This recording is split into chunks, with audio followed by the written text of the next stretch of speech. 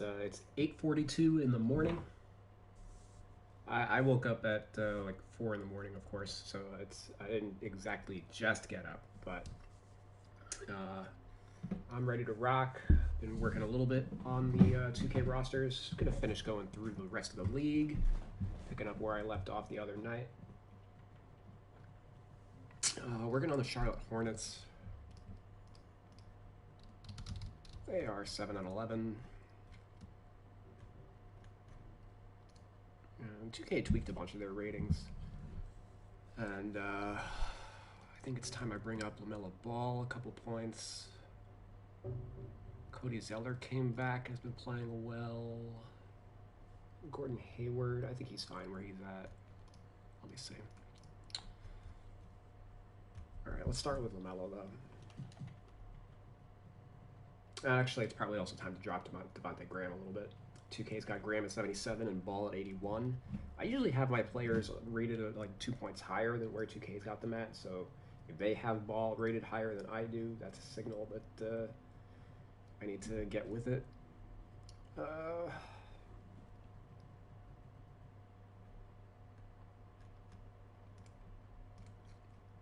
they also fudge the numbers a lot of the times when they update ratings, so we're not exactly going that route. I'm going to drop his 3-point rating a little bit.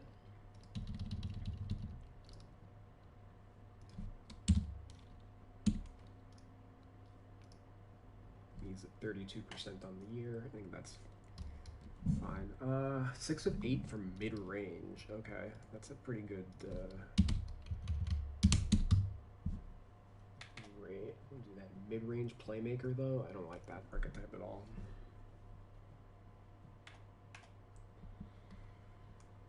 Yeah, I don't like what they just did there. Layups is probably fine. Yeah. Maybe the dunk rating actually should go up. Dunks. He's only dunked twice this year. He's fine. Could make an argument for like a 65, but I'll pass for the moment. Shot IQ. No, that's fine. Foul draw. Yeah, I'm boosting by 5.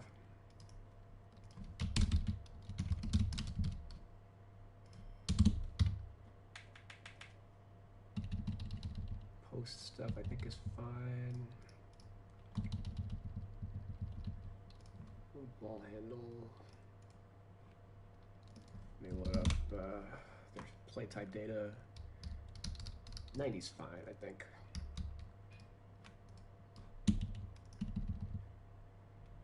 He's not always the primary ball handler in the lineup. He does play off ball a little bit.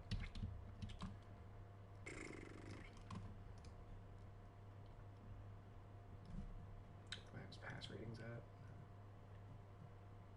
Yeah, those are fine. Rebounds. Those are fine.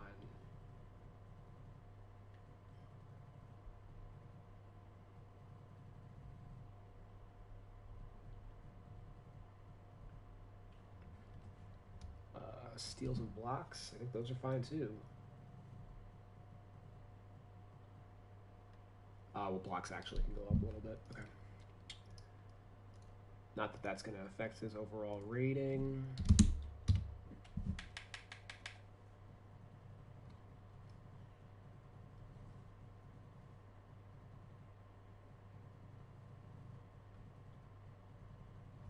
I'm going to check some of his play type defensive data. See if we have anything to work off of yet. Ooh, okay. Yeah, we do. Yeah, we do.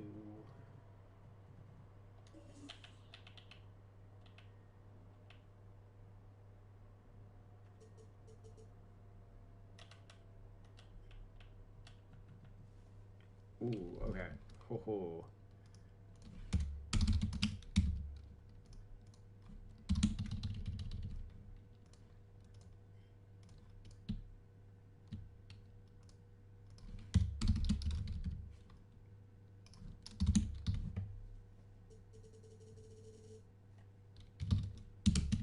that. I think I'm going to throw a quick pick dodger on him too. And let me see help defense.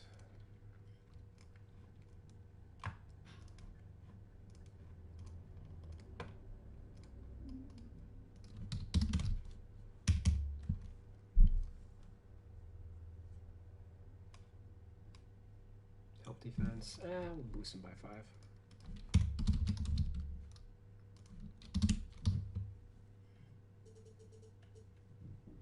Defensive consistency.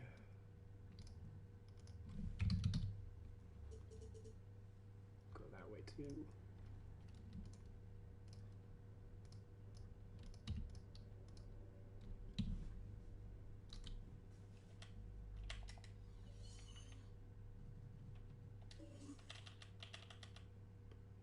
And playmaking. Yeah, okay, so some of his badges we can actually increase in quality.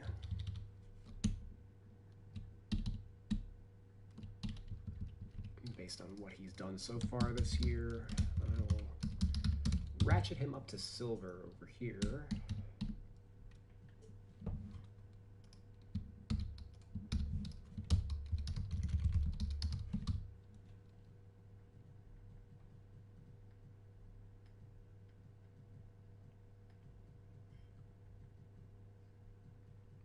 What am I looking for? Flashy passer. I'm just going to make this a gold, as he has been pretty flashy. I don't know.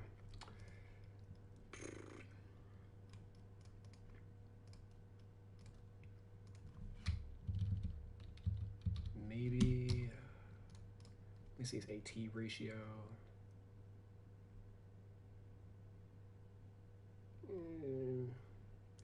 Could make an argument for like silver needle threader, but I'll do that later in the year, I think.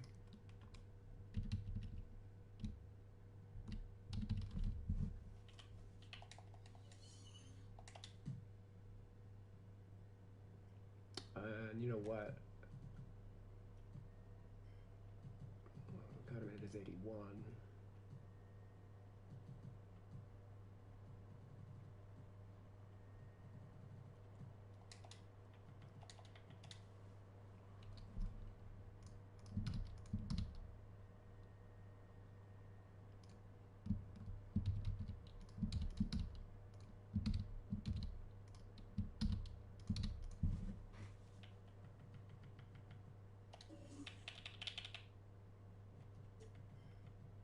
Pocket, dodger, interceptor.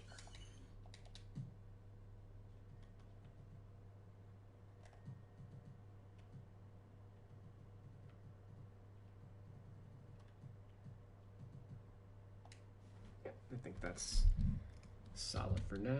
So I got him up to an 81, which is where 2K's got him at. Last look at his player profile. Yeah, I think 81 is fine. I think that's. Let me see where that ranks among backup point guards.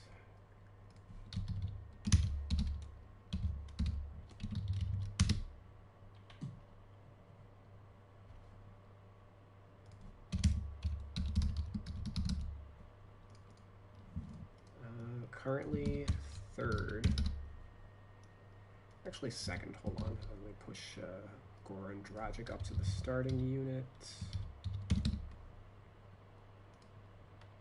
As Tyler Hero's been hurt for Miami. Okay, so he's the second best backup point guard in the league behind Derrick Rose.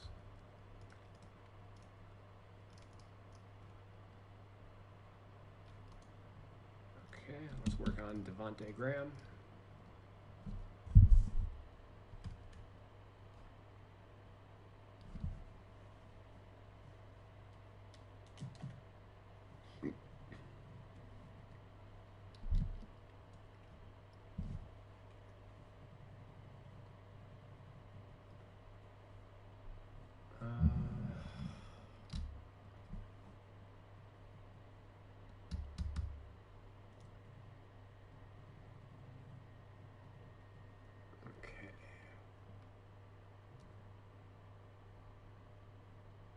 think some of his pass ratings are just going to be dropping.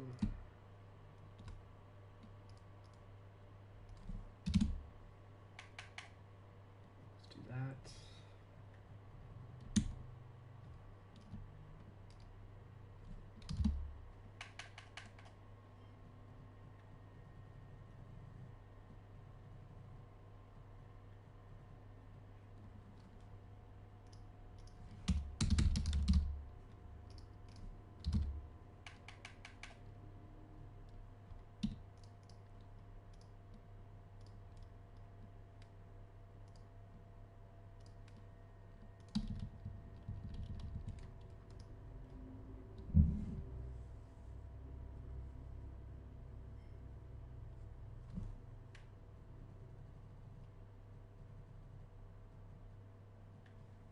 The 75.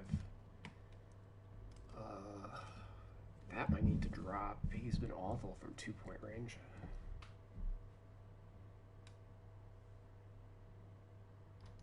Yeah, I'm going to drop him to a 70.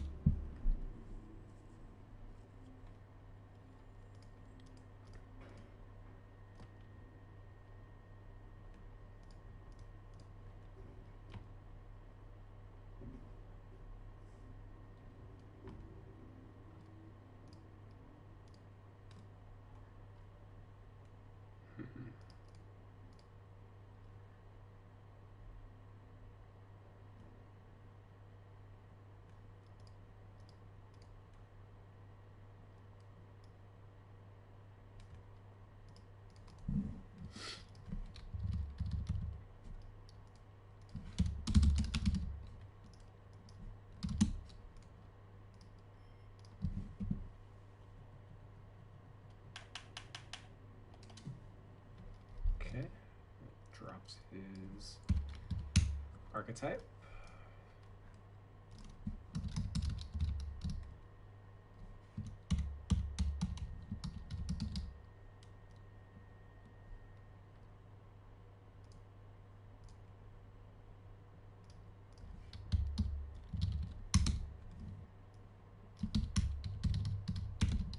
I think I'm okay with him at 80. He has been coming around a little bit. Like, he started off very, very dreadfully.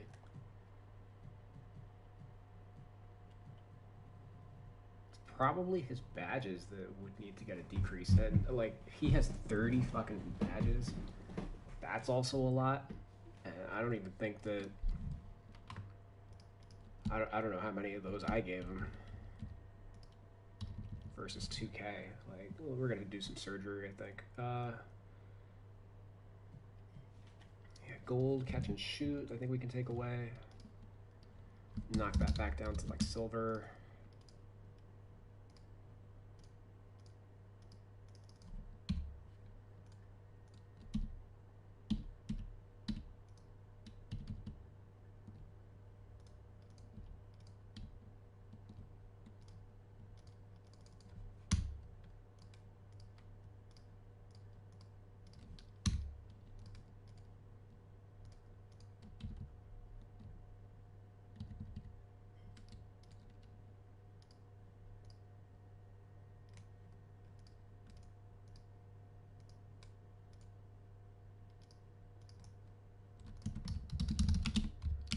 then flexible and green machine, I think we can just bring down to like bronzes.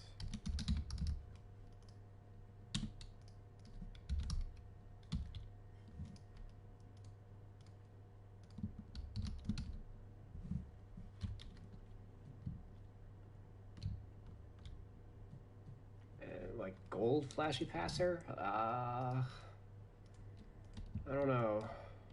Terry Rozier has a gold flashy passer also. I don't.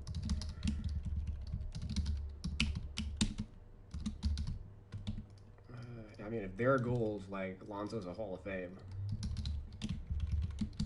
Just knock both of them down to silver.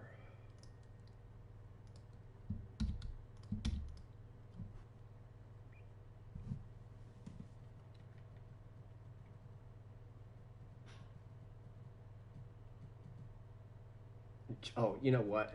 Because he's so bad from 2-point, why does he have these badges?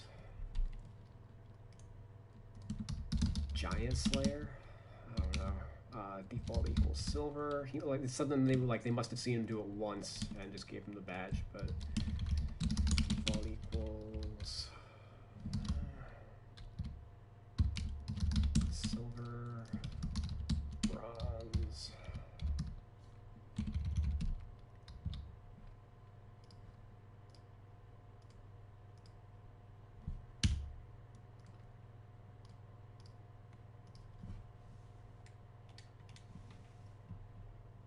I'm not even sure if you should have fucking teardropper. Actually, let me check my data.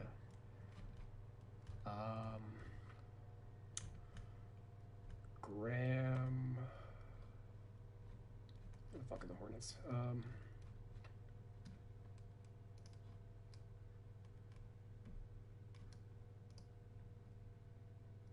Graham only took 14 floaters last year. Yep, he's going to lose that badge too. Okay.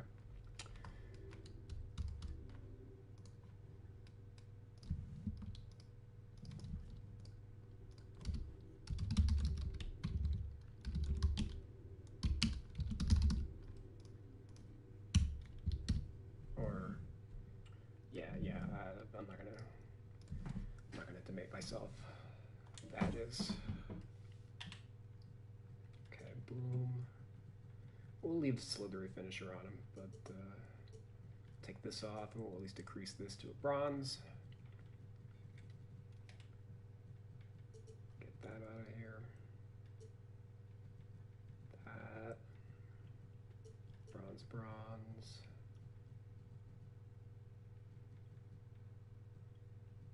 I think the rest of these are fine. Maybe we're even taking these down a notch. Yeah, I've convinced myself.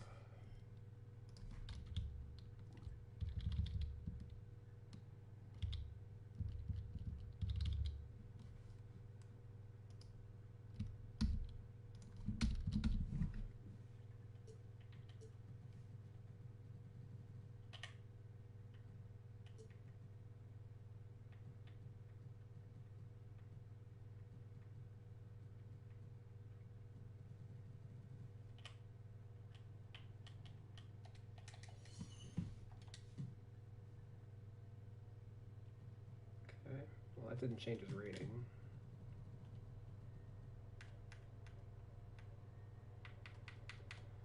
He is close. He is close, at least.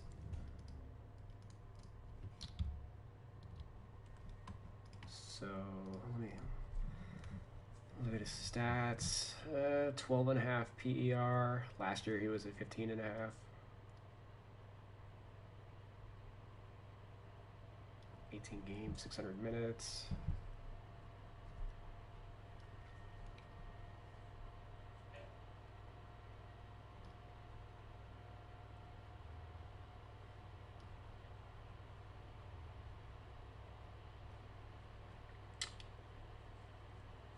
I think I'm content with him being at 80.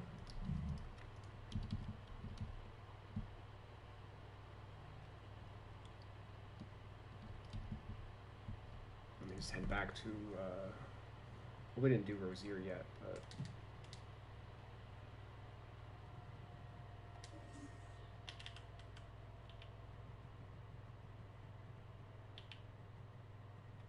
Yeah, I don't know what the hell he was doing with that between the two of them.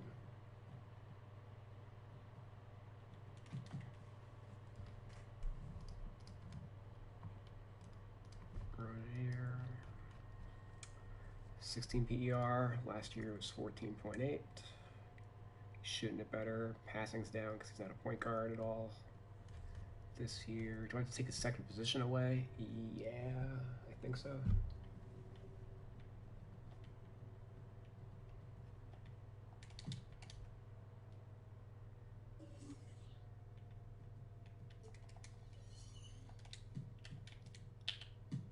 Oh shit, hold on. Alright, so now I have to turn on.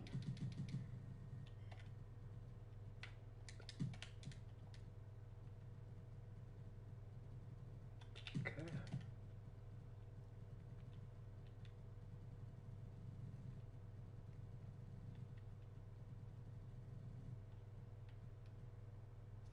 Alright, that's fine. Did I account for his? No, I didn't. Mid-range playmaker.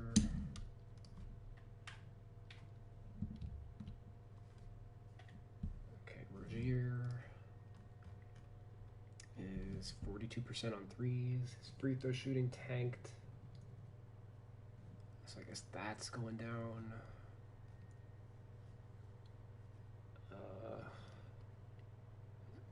Floater game's better though.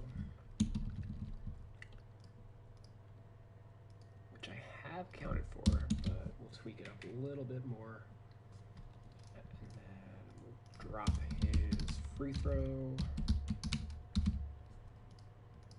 I guess like 5 points, I don't know. Drop his rating, which I don't necessarily want to do. So anywhere I could get that back. Let's see.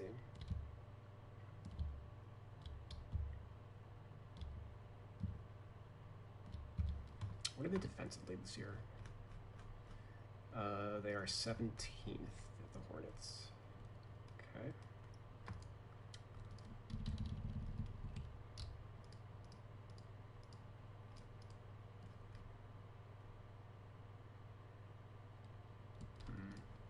Well, to be fair, I think I can do that. And maybe we're boosting his layup. Let's see.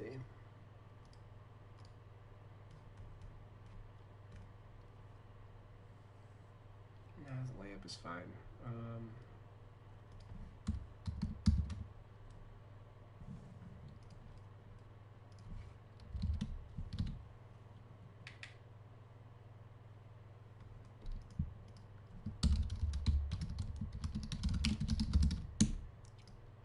I'm in favor of that archetype change.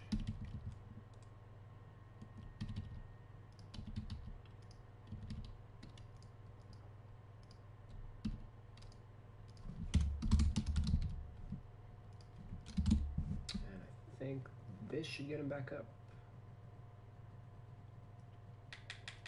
Yeah, okay.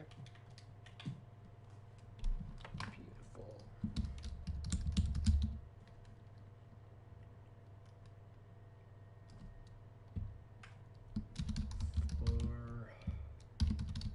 Spacing slasher.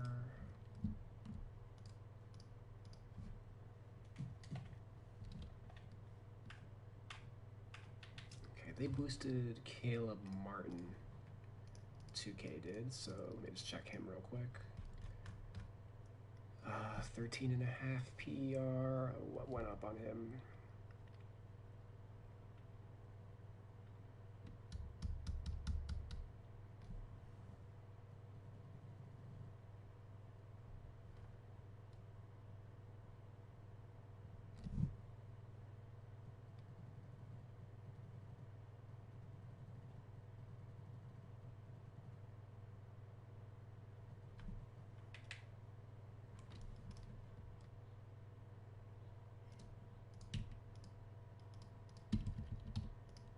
have him as a 3-level scorer. I'm not going to go that route, but tweak his mid a little bit. Steal rates up and offensive rebound rates up.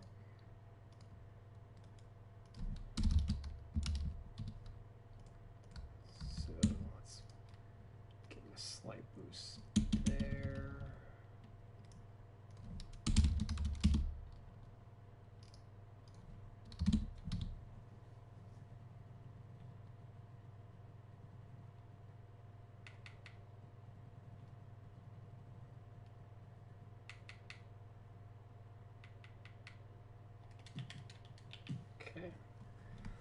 Not trying to break the wheel on him, or am I? 1.615. Shot IQ.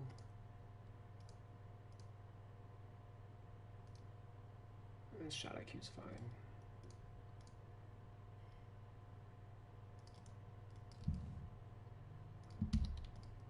I don't know. Maybe he's probably like a point underrated at 75 though. So I think I want to find a way to tweak him.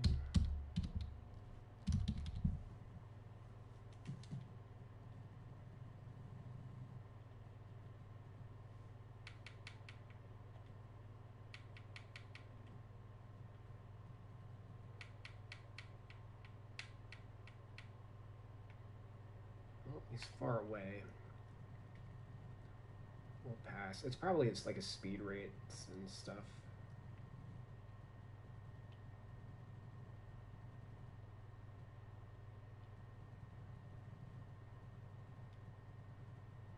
Oh, 65 layup actually. That might be something. Oh yeah. Okay. He had a small sample last year, so not surprising for that to fluctuate a little bit this year. Yeah, we're gonna boost that by 10, which is pretty significant.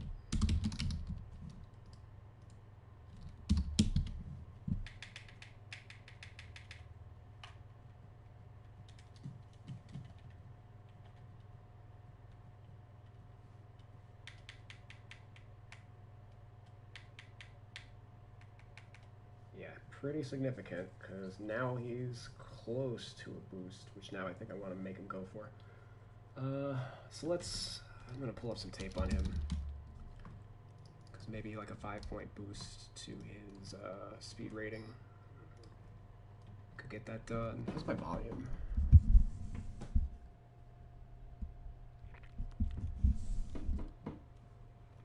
I know I'm kind of like muttering to myself as I do this rather than like talking directly into the microphone, but I don't know, it's early. It's still 9 o'clock. And I have a large coffee that is just sitting here that I did not drink, so let me fire myself up.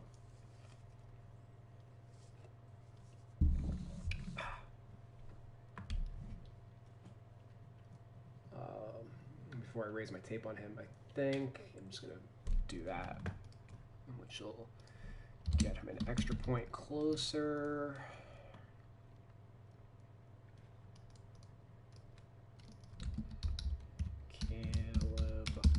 Martin. He was part of that Duke team that had Zion Williamson and R.J. Barrett. Oh my goodness, how about that? Caleb Martin this time. Tough, protects the ball, swim move over the top. Martin, yes, both Martins playing real well. Three-pointer from Caleb off the assist from Devontae Graham. Into the game. Caleb Martin, yes! Yes. Martin off the pine has hit all 3 shots. He's got 8 points. Miles finds it. Martin again. How about Caleb Martin have first half double-figure points in the quarter for Collins? Caleb is fouled, and he'll go to the free throw line.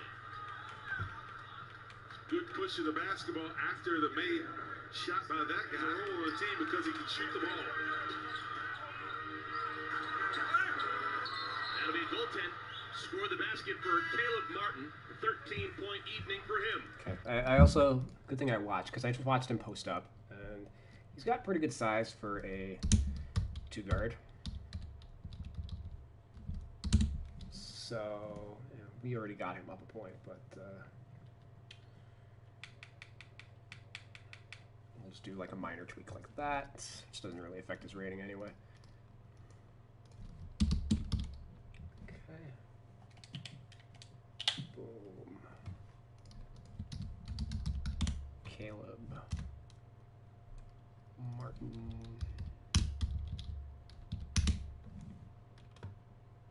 Okay.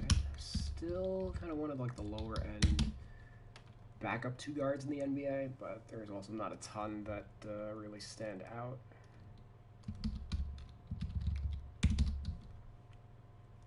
I've got it rated on par. I've rated on par with Grayson Allen, Anthony Edwards, Bryn Forbes, Kent Bazemore, Troy Brown. Troy Brown probably deserves to drop. Bruce Brown, Aaron Holiday, Peyton Pritchard. Those are all my 76s. So I think that's more than fair.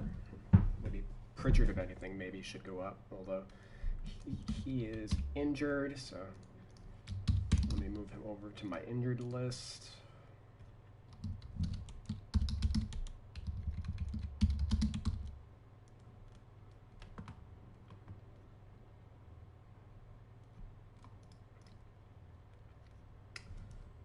Okay,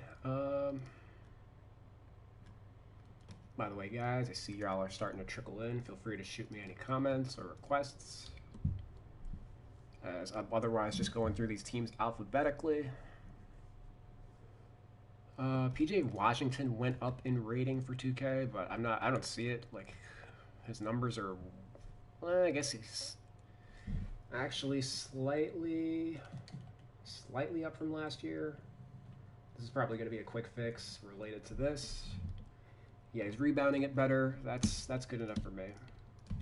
Let me 67, and last year was 43. So we'll boost that, and we'll boost that. Okay, and I got my 1 point change that I was looking for.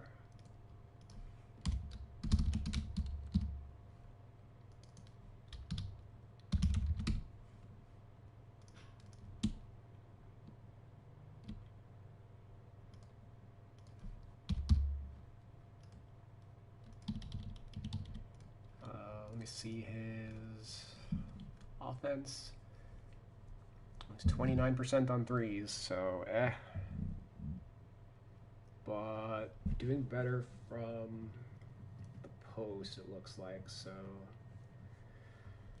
okay, so Washington, yeah, we're definitely dropping this. I'll just tweak it there. And the close shot can go up, I think. We'll put that at like 75.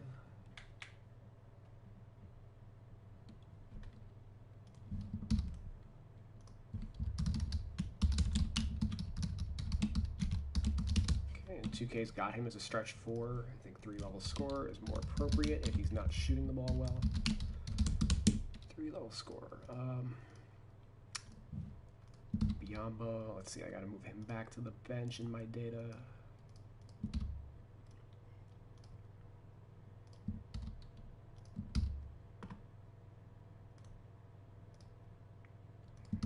Okay, put Zeller back in the lineup. 6, 7, 8. Okay. Who is the, all right. Technically, Bridges is actually the 6th man, not LaMelo. So let me just make that adjustment real quick. Okay, 6 is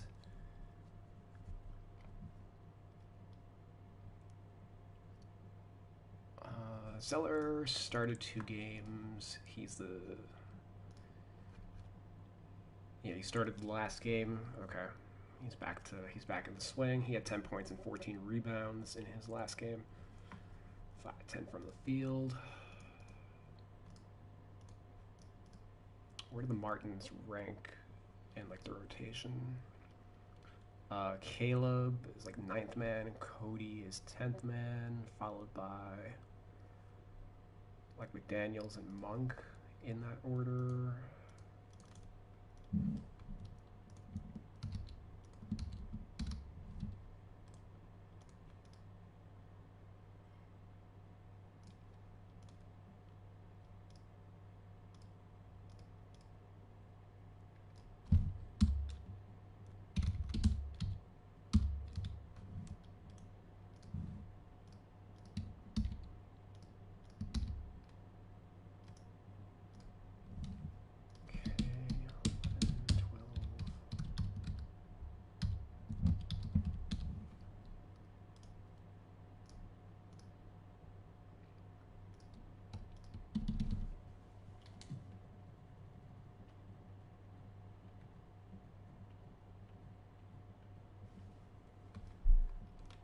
Zeller, I mean, there's nothing to go off of. He's just made his second start of the year. 80's fine for him.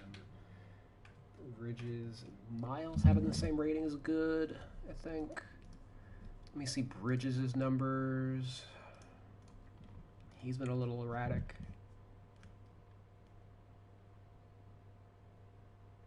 Yeah, no complaints with his rating.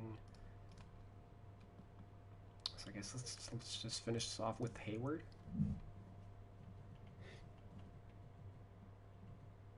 Actually, Cody Martin, I guess, should be higher rated than Monk. That might be just like a plus, or like both should be 74, I think. I don't know, I wouldn't.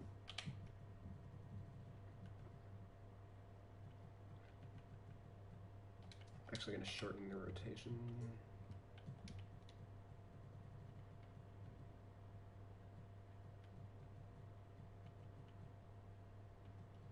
Yeah, I think that's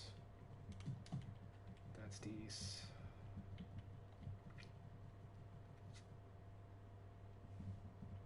Maybe I should actually, you know what? Yeah, Biombo's actually played. He started 16 games, played 26 minutes a game.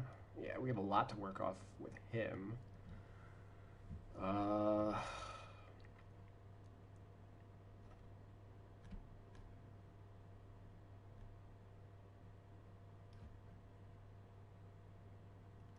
We're just dropping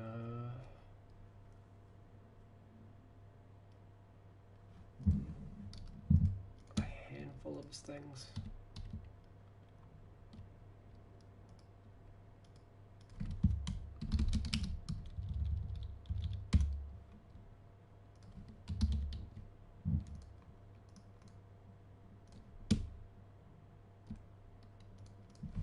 In fact, yeah, I'm not even. That is the extent of what I'll do to Biombo.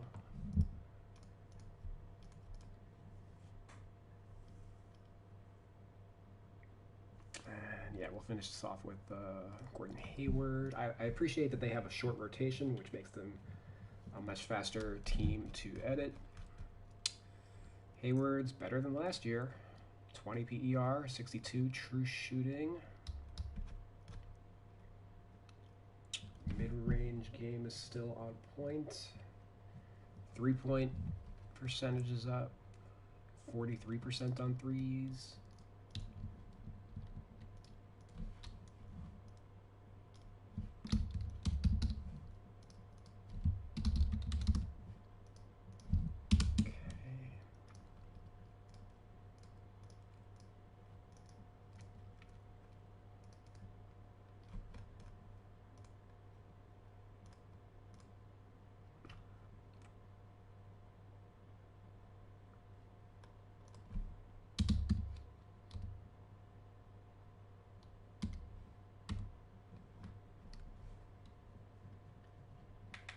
Ooh, yes. That's exactly what I wanted. Okay.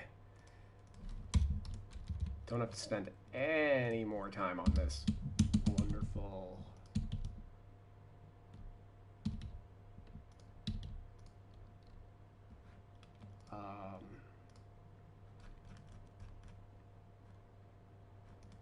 The only other change I'm going to make is I'm just going to boost his intangibles so it meets like the scale that I have.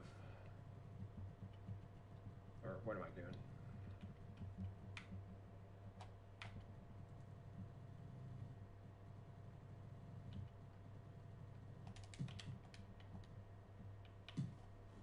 Okay, basically 90 intangibles for me is equivalent to, like, I consider it an all-star player, an all-star level player.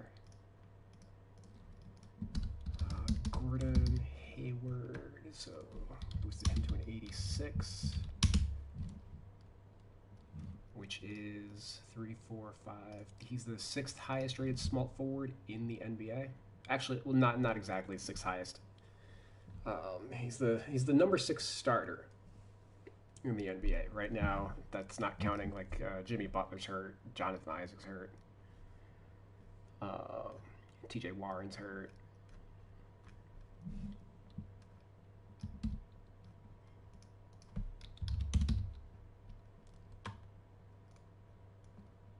Play the game. What? Who the fuck?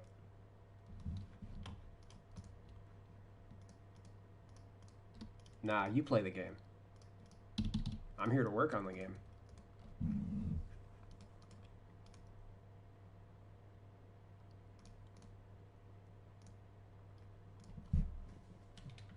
Start a game. Warriors versus Lakers.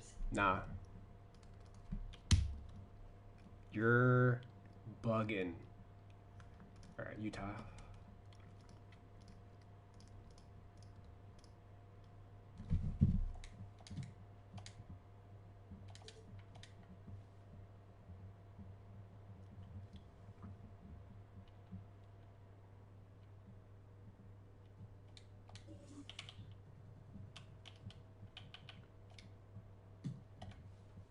Okay, let me.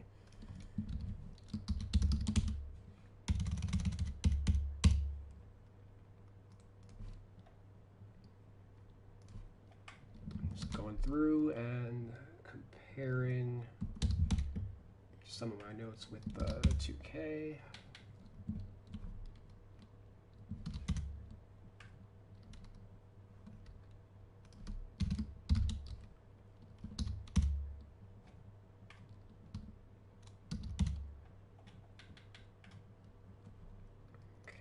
They tanked Bogdanovich a lot in this update.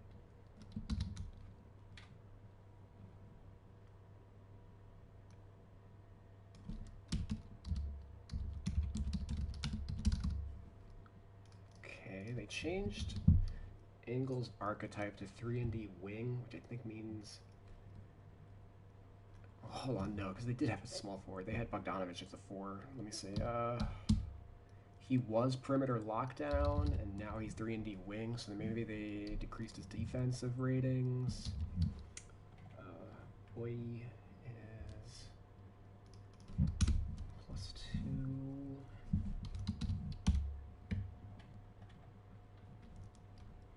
O'Neal.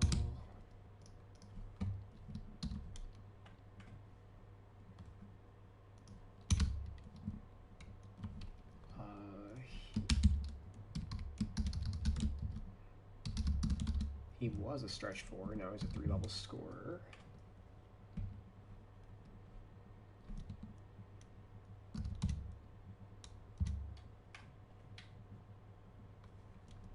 Gobert.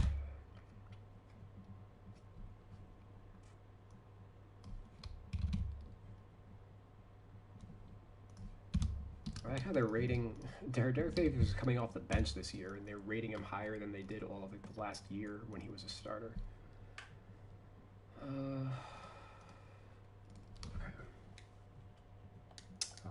Actually, should have done this with my last couple teams. Badges.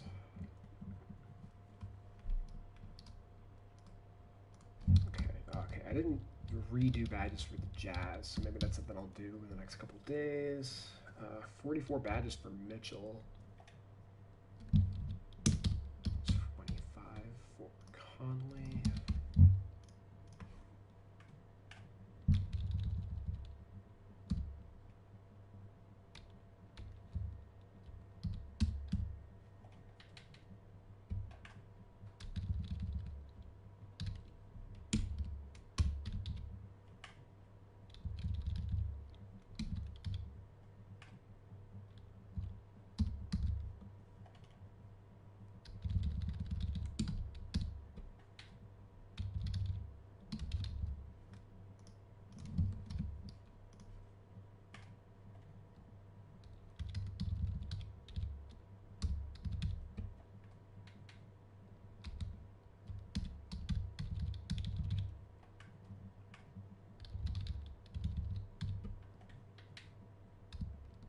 It looks like a lot of badges were added for this team between 2K21 and 2K20. Or they were added in the last update. We'll find out in a second.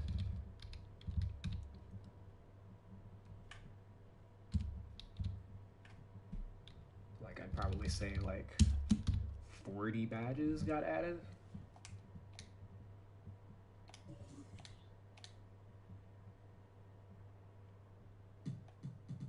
If there's any discrepancies here, it means they got added in the last update. So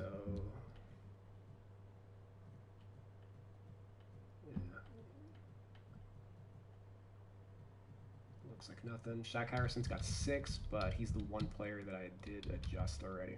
Okay.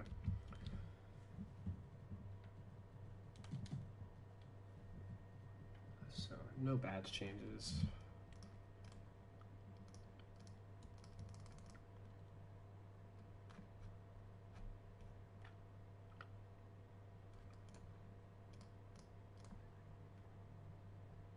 All right, Utah. 14-4, first in the Western Conference. Huh. 5th offense, 3rd defense, 3rd in SRS, 25th in pace. 14-4. How did I miss that? Or I guess I just haven't been in the loop the last couple days anyway. So Mitchell's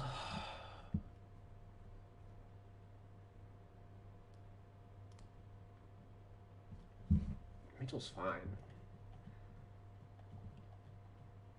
They're such an odd team. Like Mike Conley's actually the one who's got to go up.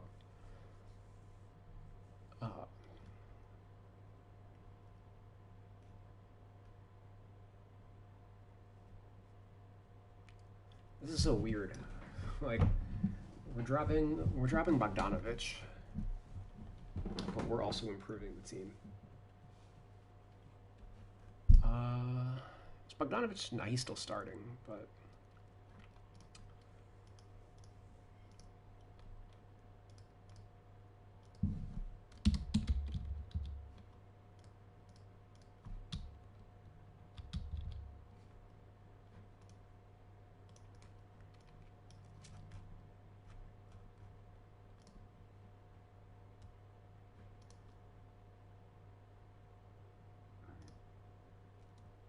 Really like an unprecedented drop-off for him.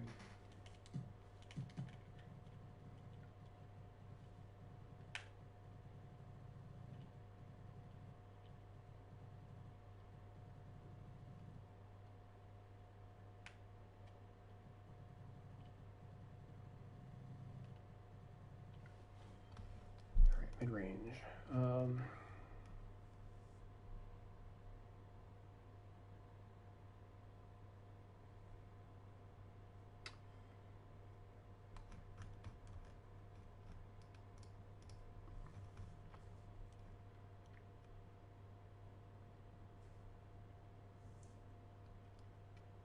Let's see, close range, 18 of 59.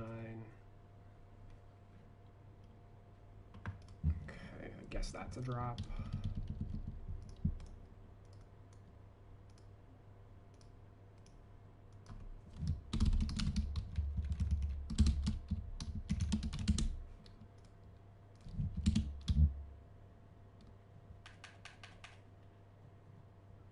And this, I guess, is a major drop. 40%.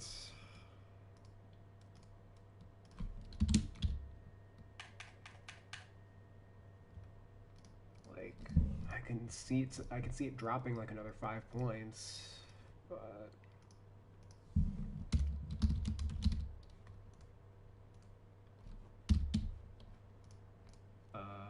free throws.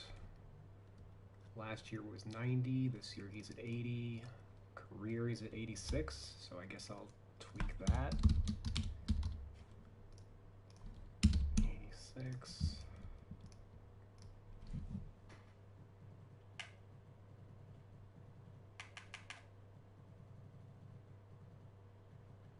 Ball handling, probably drop. Negative, actually, negative.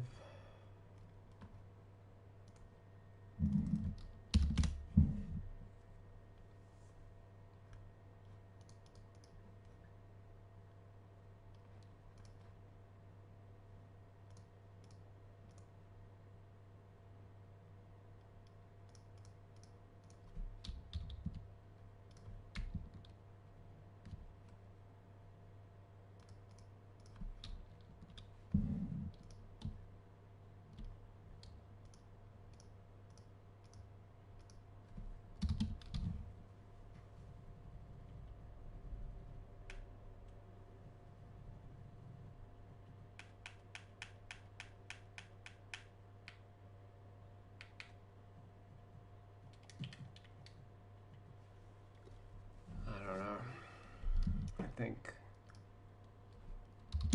80 is still fine. Like the issue with 2K is they go too drastic with a lot of their shot rating changes. Whereas like he's gonna bounce back. And once he bounces back, his numbers will reflect him being an 80. Like he's still the dude he is. He's still starting for the team. Like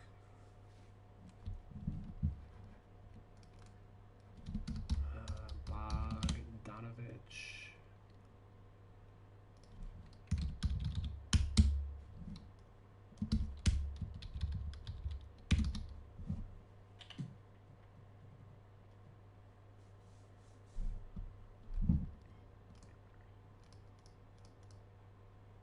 It's not like half the other small forwards in the league are all that much better.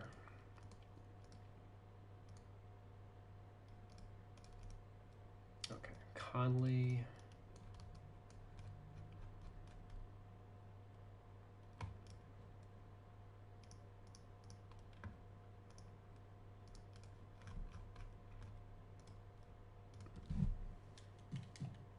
Okay, the goal I think is to get Conley to like an 86.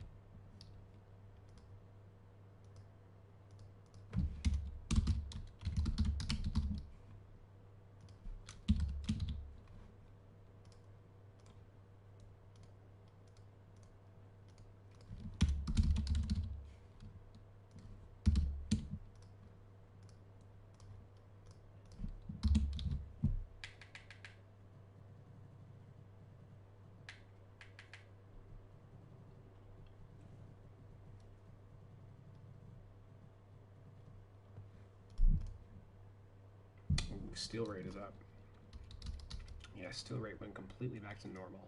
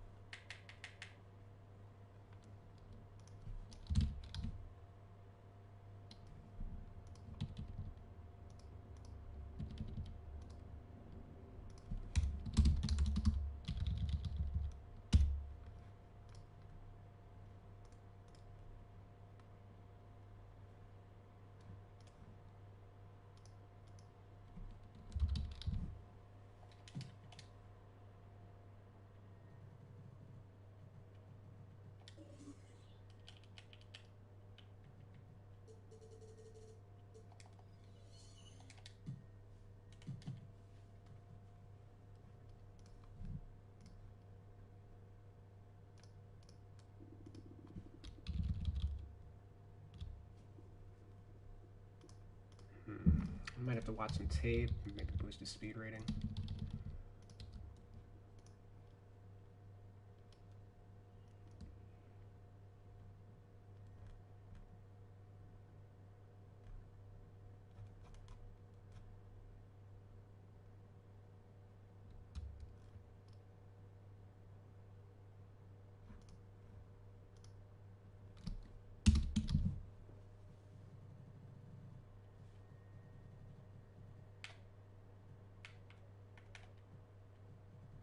Well, that's promising.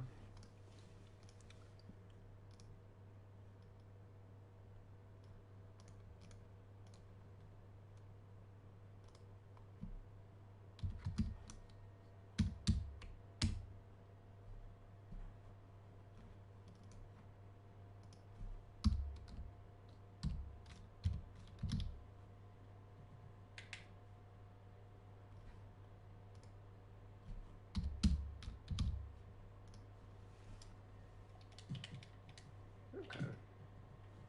Yeah, we'll trickle them up by one.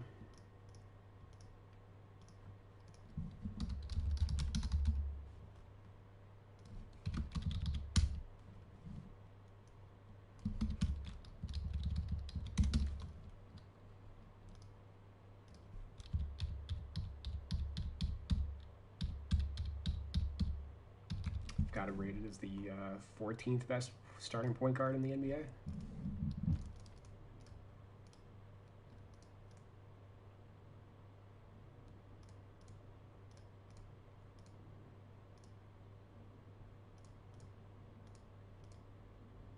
They're basically playing at the level, like they're a year late. It looks like everybody thought they were going to be doing this last year when Mike Conley joined the team.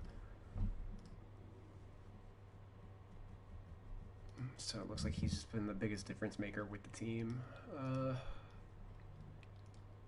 Anybody else stand out? Let me check Gobert. His numbers are up. His offensive rebounding and his block. Better rate. late than never. Yup. Block rate, good, because he had kind of a down year last year in that department, so we'll boost that a little up. And his offensive rebounding, 81. Let's boost that by 5. Okay.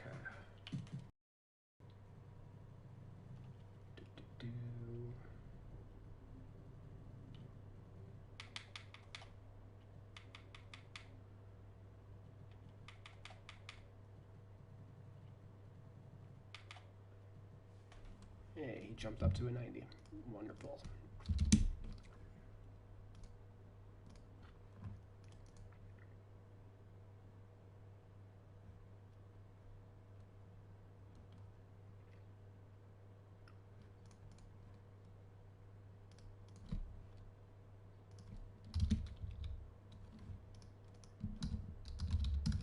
Did you catch the Lakers and 76ers game? No, I went to sleep early the last 2 nights. I didn't get to watch any basketball. NBA.com.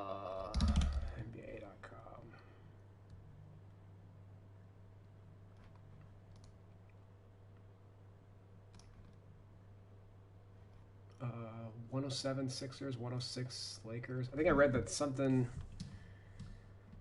Who were we? Who are we dragging on this team?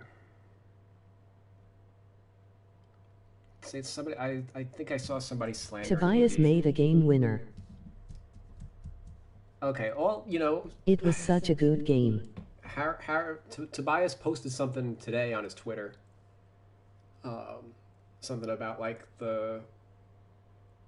all his critics on Reddit and Twitter.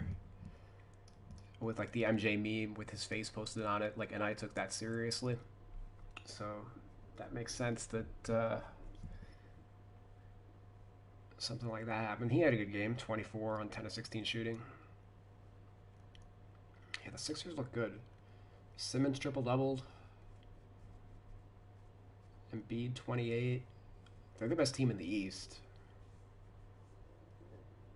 And this is, I think a statement game for them, to be honest.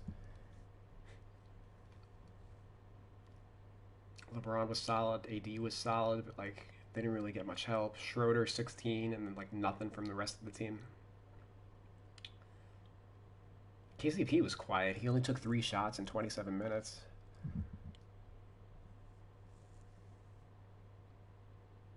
Oh, Danny Green revenge game too. He had 4 of 9 from 3.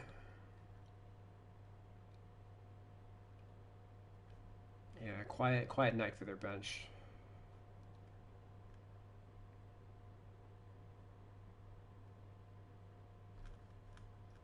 Interesting. I'll see if I can get the replay later. Off stream. The Nets played the Hawks again? What is this, like their 6th game?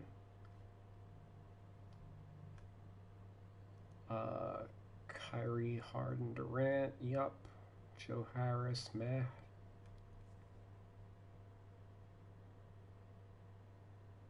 Harden, 15 assists, yup.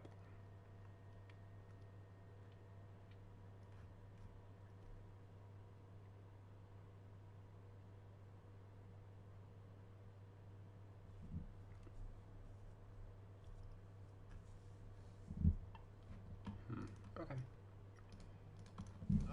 What did I just do? I boosted Gobert.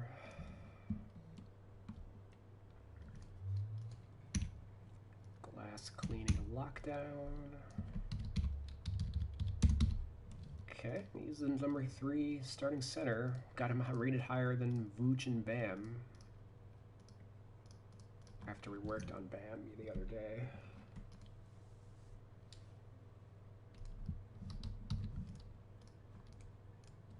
I think I'm cool with that.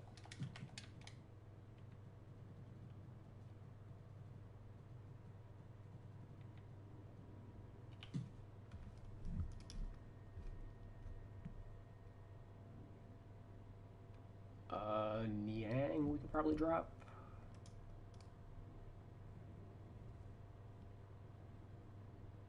And Ingles, let me highlight him because maybe he goes on the point. Oh yeah, he's playing a lot better than last year. So Bogdanovich gave Ingles his shooting stroke for the year. It looks like, damn. Okay, Ingles, doop doop doop.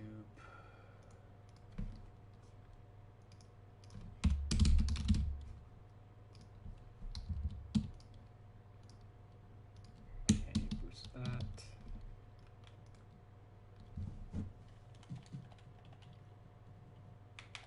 Oops.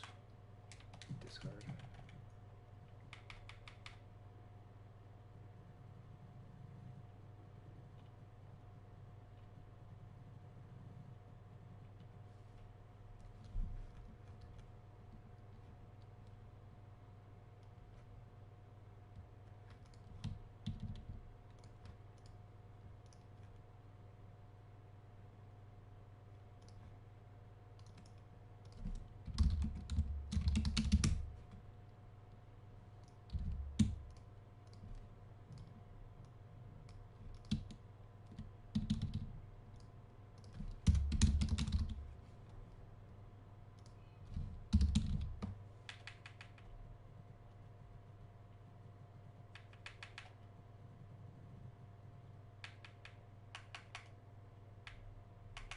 Ooh, very, very close.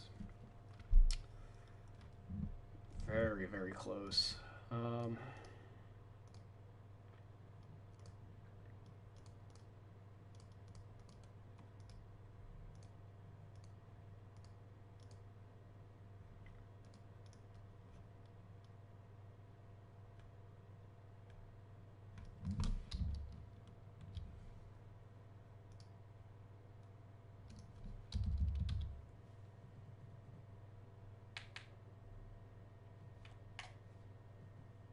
Right there, so close.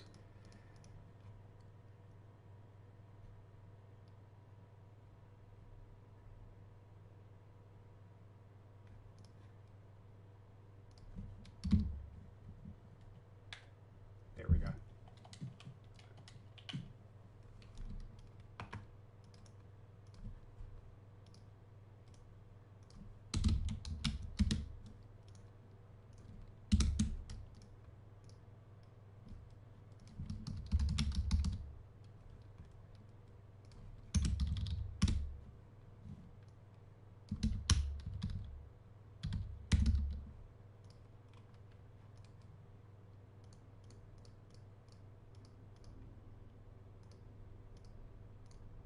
And Niang we're possibly dropping.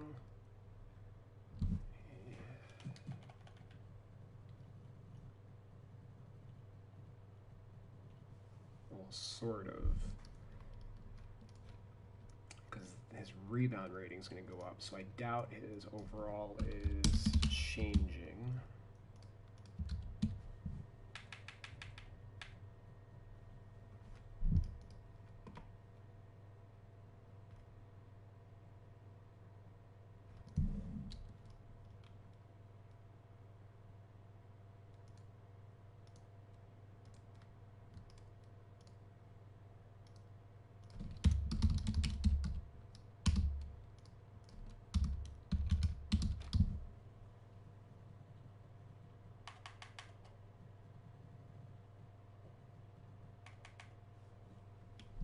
Oh, we did drop him. Great.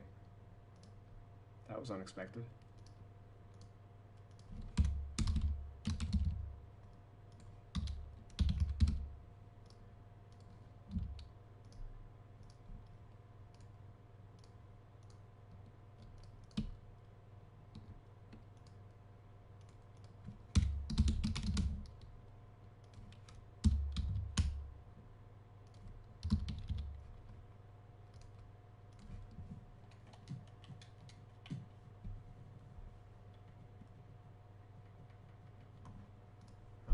I think they're good. I mean, like, he's only played 43 minutes, but he hasn't played well. The guys at the end of their bench are all kind of like whatever. Mie Oni is their 10th man. He barely played last year, but he has a 4 PER in 102 minutes. So I don't know what I'm going to really find here.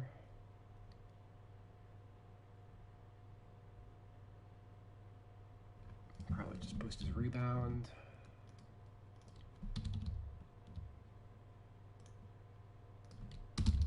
I have him at small forward, right? Yeah, so that should possibly bring him to like a 73.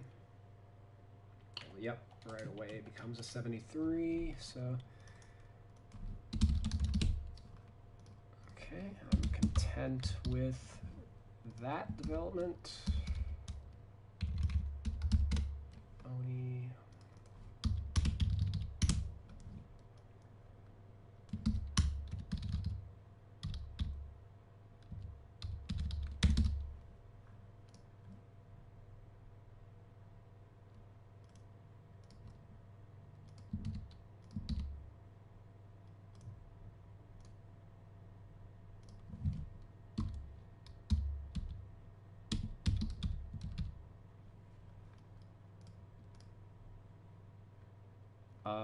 Oh, Clarkson. Clarkson actually should go up. He's the best backup two guard in the NBA, it looks like. Maybe even the 6-man favorite. He's got a 21.5 PER. 61 true shooting. His rebounding is up. So let's head over there. 47, we can boost this by like 10, maybe even more than that.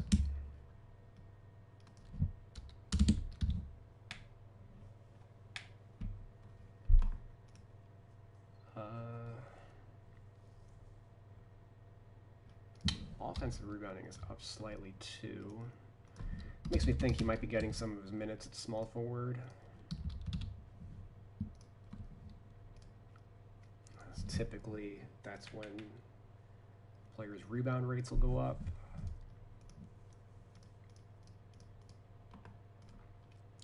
Clarkson, 82% at the rim. Oh boy.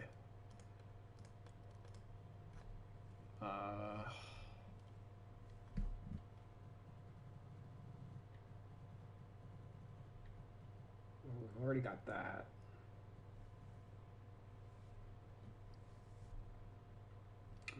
Three points already accounted for. 39 of 79. from close, so we can tweak that up a little bit, but he's already pretty high at a 92.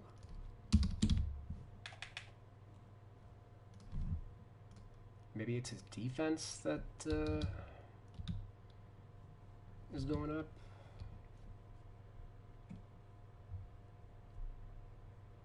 I don't know a ton about how much he's improved on that end.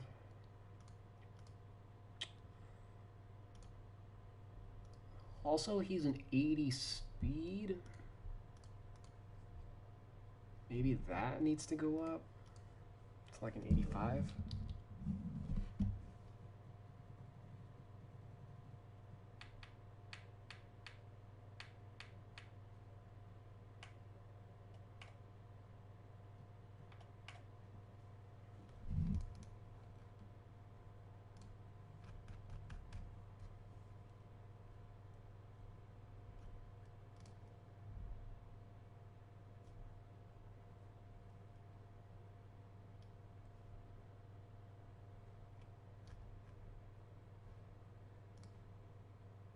Oh, well, yeah.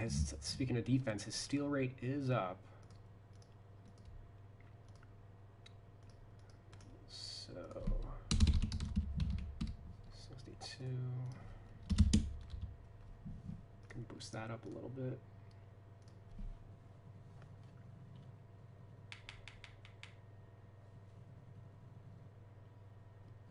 Did I do the right guy just now? Yeah.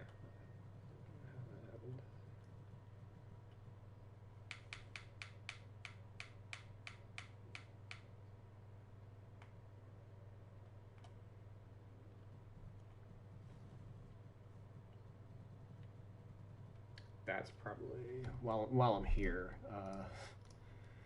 we can boost that up, Mitchell.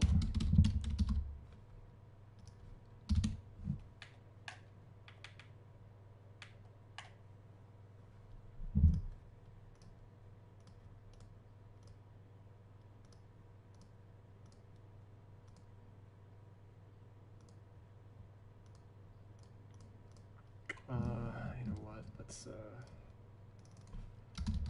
Jordan, Clarkson. I do want to see some tape.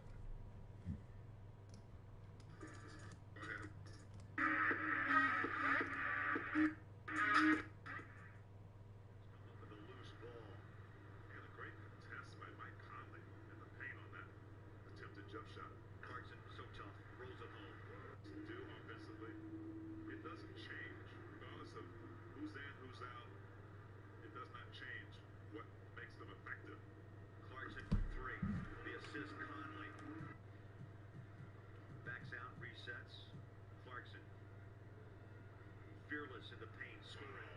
Fearless, a quick 7 for Clarkson. Picked up by Jordan Clarkson. Clears it to Oni.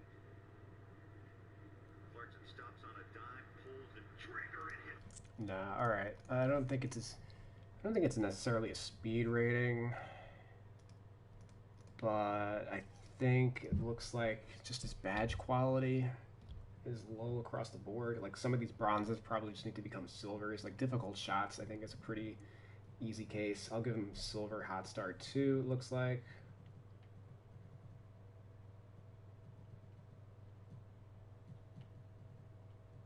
Space creator, maybe. Yeah. I think we're just upgrading a couple of these, and that'll probably take him across the finish line. Just give me 1 second. I need to step away from the computer for a couple minutes. Be back in like 3 minutes.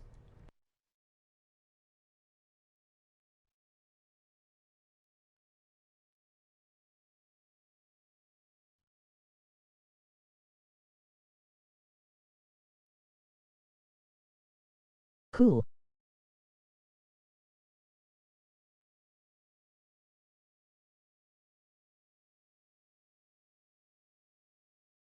Are you doing ratings and stuff?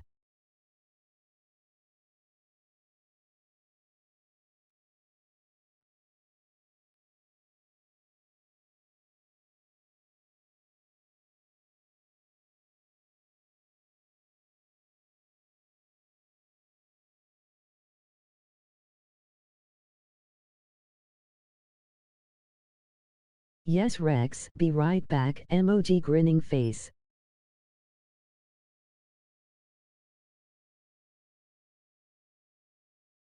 Cause on mine I put the people that I waved back on their team and made custom minuets and rotations. Oh, emoji thumbs up.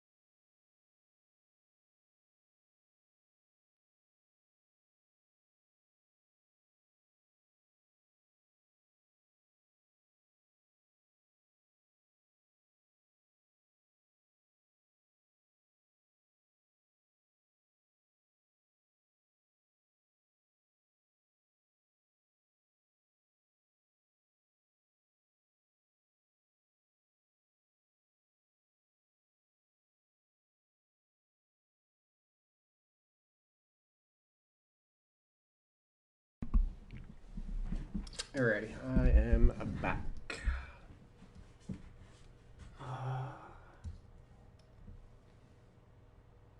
Because on mine, I put the people that they waived back on their team and made custom minutes and rotations. Did somebody get waived? I haven't kept track of. I didn't really get to watch the NBA yesterday.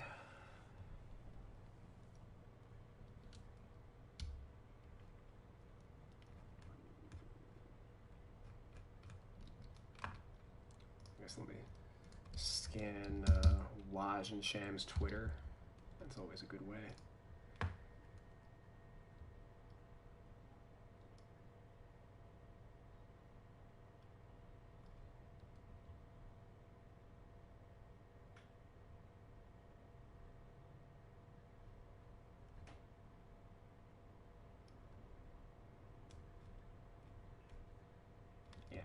No transactions. Okay. All right, let's head on into Clarkson.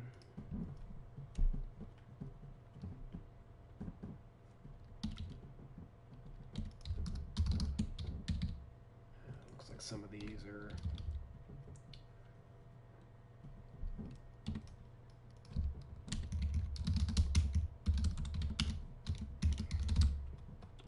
I didn't do any Jazz badge edits this year, so I'm notating changes that 2K made between this year and last year.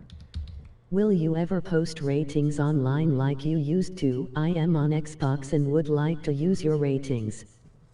Not in like a guide form. Mainly I'm just working off of like my Excel spreadsheet.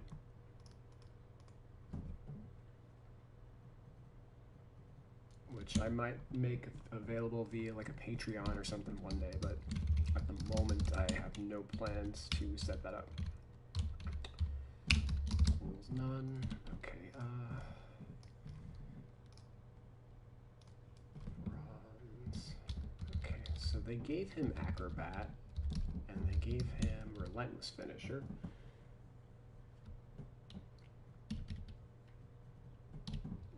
I'm going to add Slithery Finisher and Consistent Finisher. I'm also going to add Pro Touch, it looks like.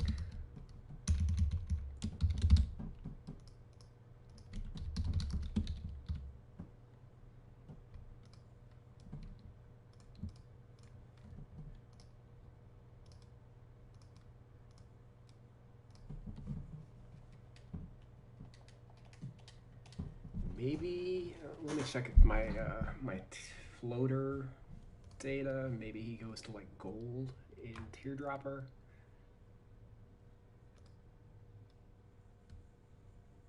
Nah, silver's good. Silver is good, but I guess while we're here, hold on. This is gonna branch into a bunch of, okay, he's got silver. We're gonna bump that to a gold.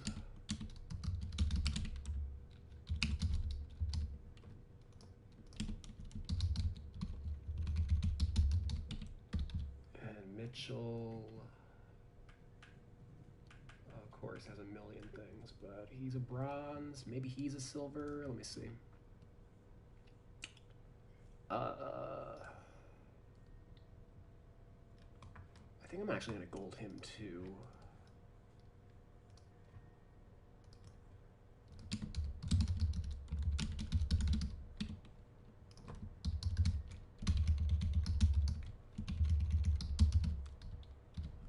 While we're here, anybody else that we're giving the teardrop treatment? Does not appear so. Okay. Right. Let me see. Let me see Ingles. I bet they gave something to Ingles that I don't necessarily agree with.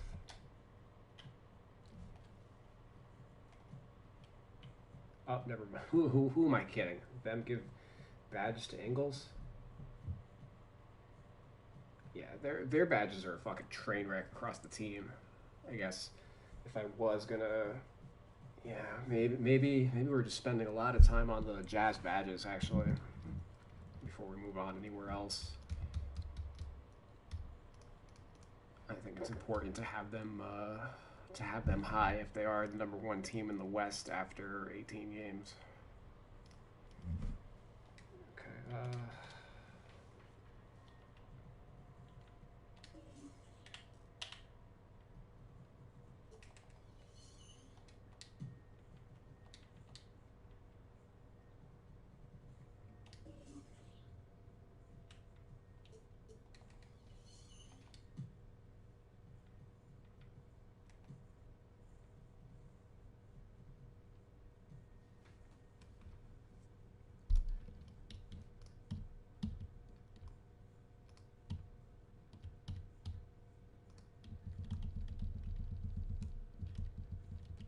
Shooting does not have catch and shoot. for slippery off ball. Let's see how. Okay, spot ups and off screen. I do most of this just via Synergy play data.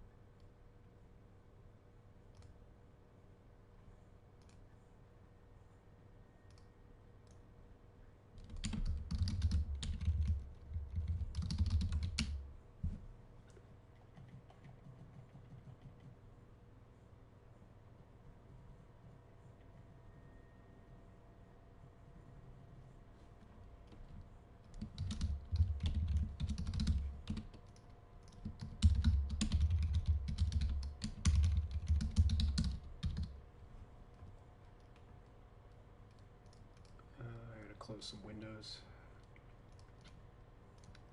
Too many things open at the moment.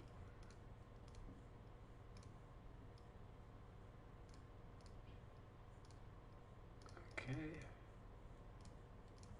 Yeah, just closed like 10 tabs. All right, let's see. What is your gamer tag? It's Real 2K Insider. Though I don't accept friend requests or anything of that nature, but if you were looking for my roster, that is how you would find it.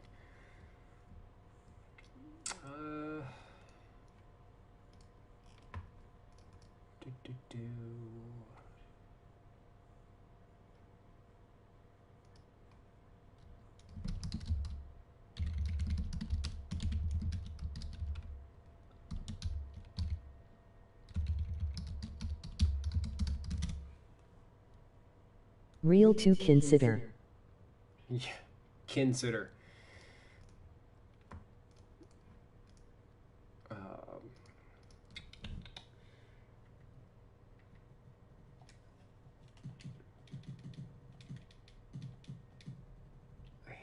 I hate looking for badges on this menu. But let's see. Slippery off ball? Yeah. Memory serves. Okay. Boom.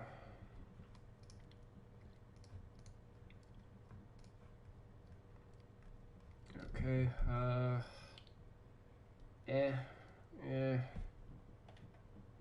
Conley. Clarkson. Niang.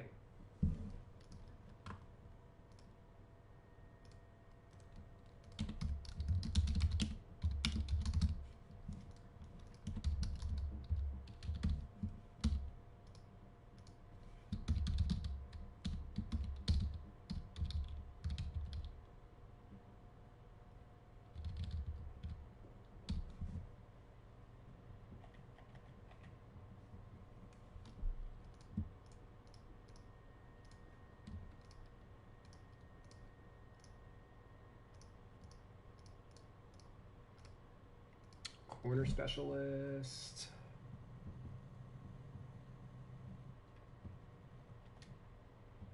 Gold, silver, bronze. Rares.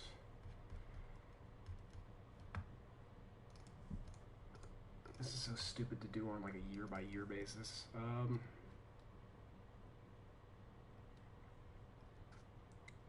Gold for Bogey's good.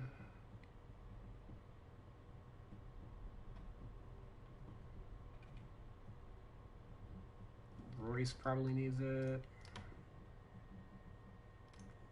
Niang. Ingles.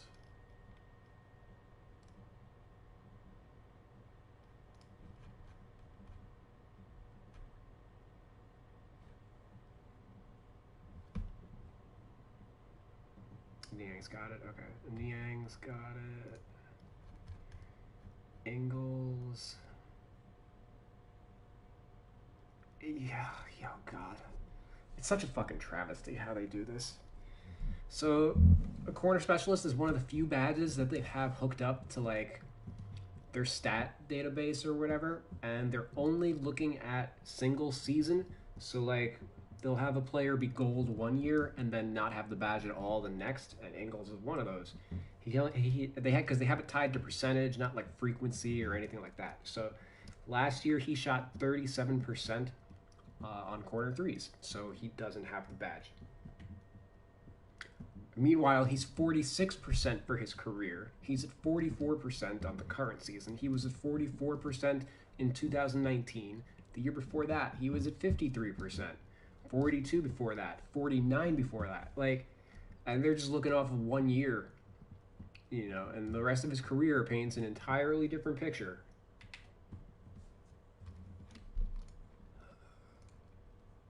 So like they have the right idea, but they just don't they don't apply themselves correctly. Like instead of very clearly, single season isn't what they should be looking for. Just use like their career or something like that. Otherwise, it's too volatile.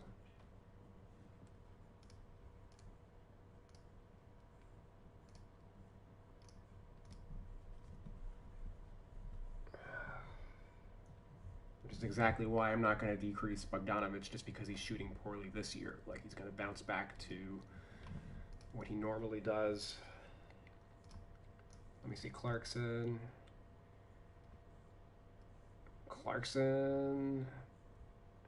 is kind like he's borderline. Like I could give him a bronze. I'm gonna pass though. Most of his threes do come above the break. And let me see Royce O'Neal. Yeah, Royce O'Neal is the same fucking conversation. 32 or sorry, wait. What the fuck? Who fucking knows?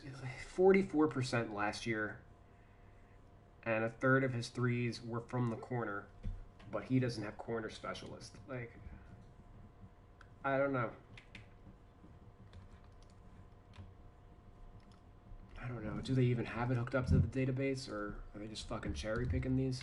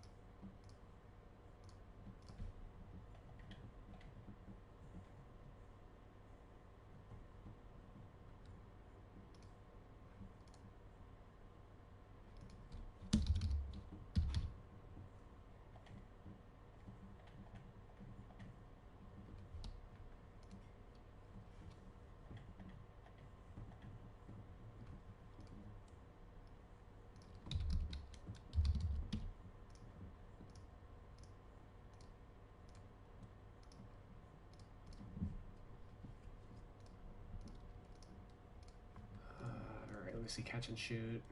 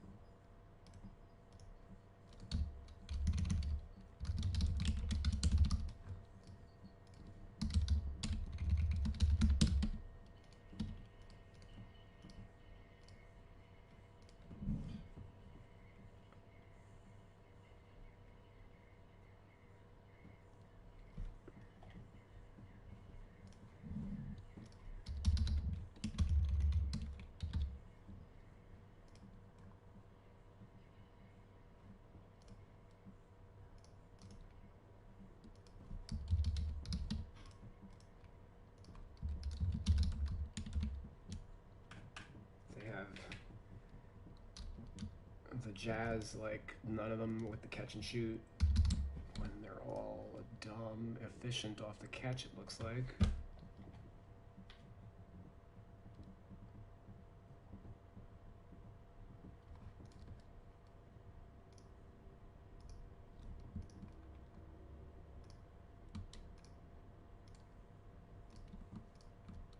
They're looking at the same data I'm looking at. Because I see, like, they have Mie One with the bronze. And he's 84th percentile in spot ups. Only 12 possessions, 10 games. Like, he barely played last year, but they gave him bronze because of that. I guarantee you.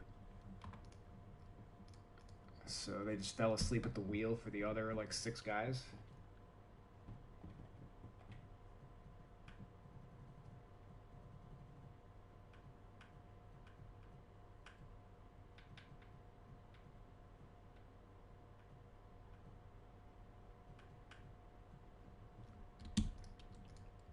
Okay.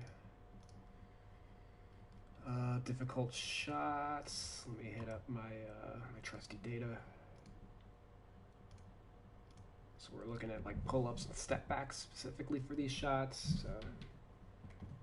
And that's DS, difficult shots. Okay. So Mitchell gets a gold. Mitchell gets a gold. Mitchell and Clarkson.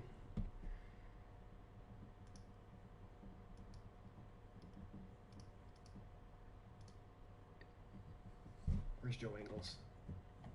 Yeah, Joe Ingles is about that life. Okay. And for Jazz players last year, Emmanuel Mudiay also would have been like a bronze. Please tank Drummond. 2 3-puts, 2 4-shots, 5 turnovers last night. Darius Garland draw foul should be reduced. Sexton probably deserves a.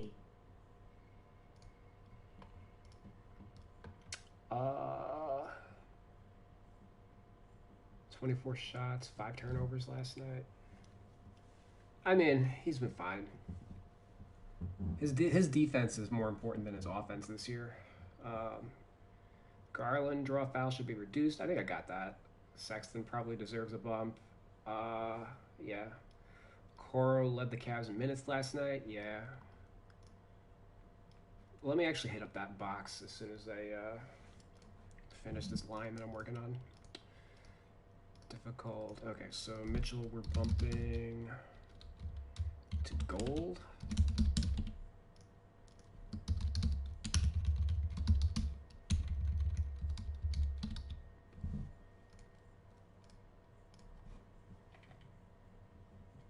Maybe Conley should have it also. Let me see. Conley. Oh, yeah. Conley gets a bronze. Okay.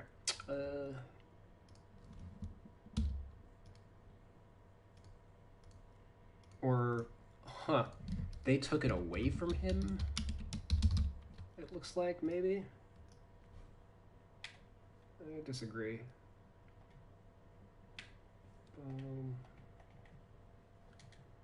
Okay. I dig that. Alright, let me head over to like the Cavs box score that we are talking about. Cavs. Hey, they beat the Pistons by 15, and we're nitpicking box score. Drummond had 23 points and 16 rebounds. Yeah, he was 9 for 24. Not the most efficient game, but he had 5 steals and 2 blocks. Like, I'm not gonna freak out over the percentage. It was against his former team, so he definitely wanted to be aggressive. Garland started again, or went back to the starting lineup, so I guess that means I'm switching Sexton's position again.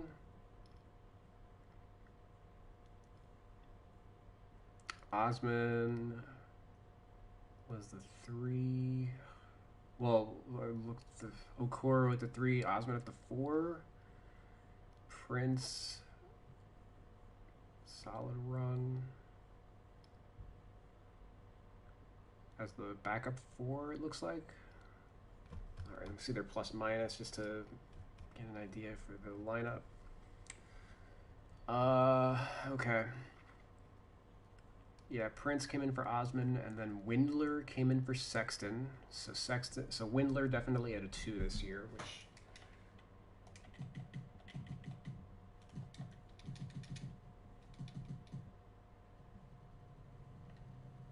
Okay. So I'm gonna have to fix that. I changed him to point guard because Garland came off the bench the last couple games. So that's their lineup. And Larry Nance was also out. That may have also been a factor.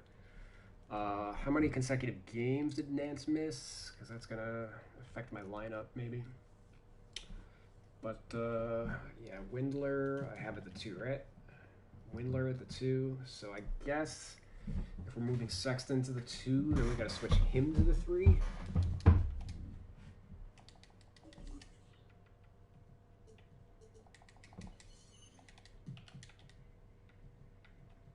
Okay.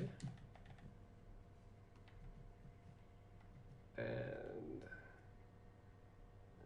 I guess we're moving him to the 4.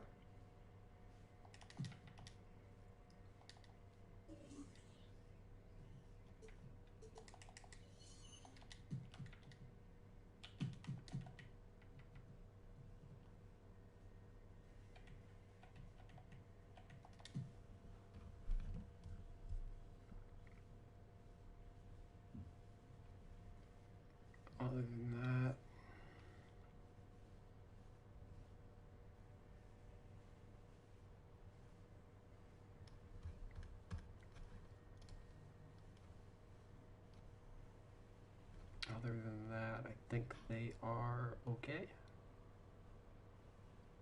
And what is Garland's draw foul? Well, it's about the same as what he did last year, so I'm sure I don't need to change his rating. 35? Yeah. Okay. Back to the Jazz.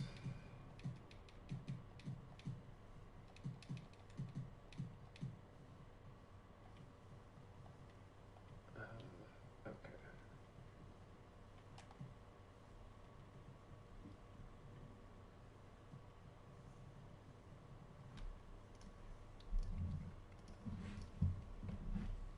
Okay, so we're working on Clarkson. Does not have Deadeye. That's probably a lie. Contested. Yeah. Homie takes like 2 contested threes a game.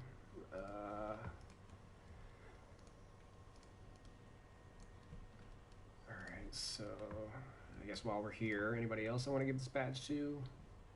Only Mitchell.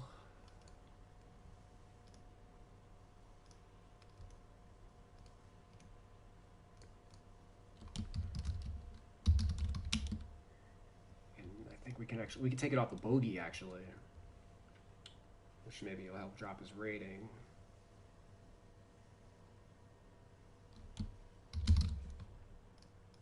So silver for Clarkson.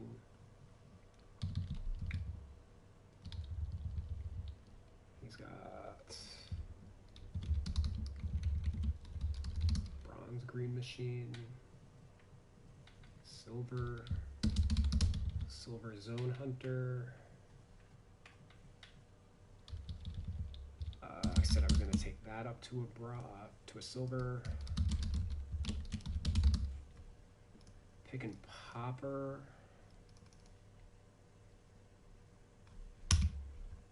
We're going to take that off.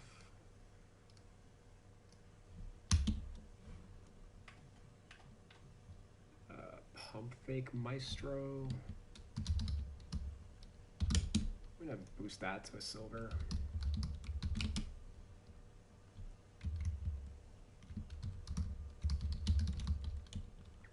I think anybody that has Deadeye probably should also has like the same grade for pump fakes, because when else are you pump faking aside from like when somebody's up on your grill?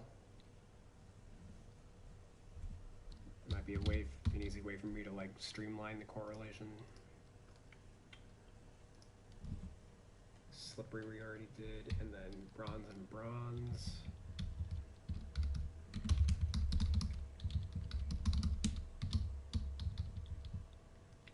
Doesn't need range extender, right? No.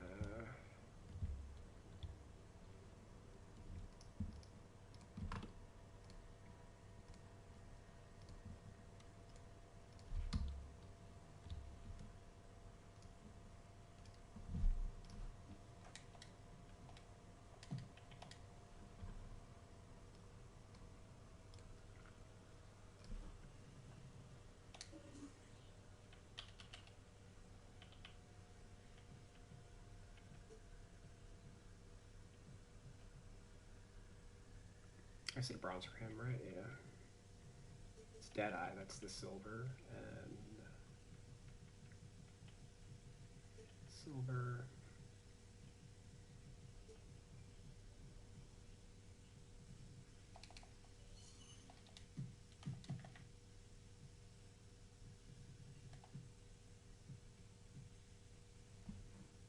Okay, playmaking.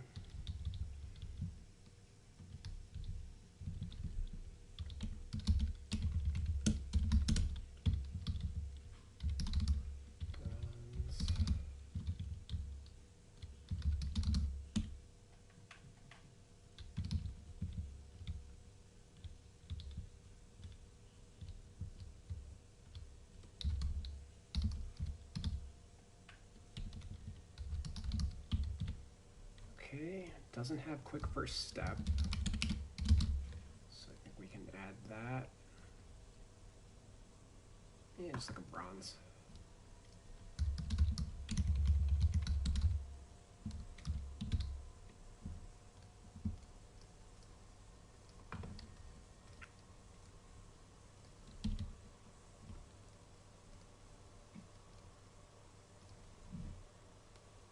That's fine. I'm pretty passive with the playmaking badges. Really, only like a handful of NBA players should have like a bunch of those. Well, for like the shot creation stuff, at least.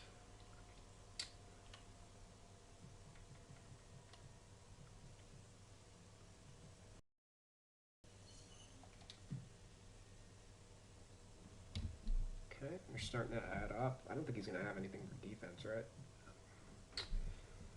Is there anything I would give him? I don't think so. Maybe like pick dodger or something. Let me see what I got him rated at.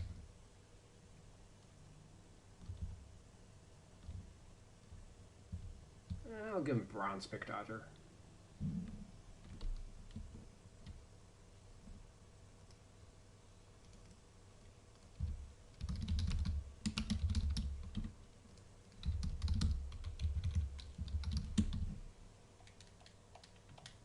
Okay, this did not boost his rating.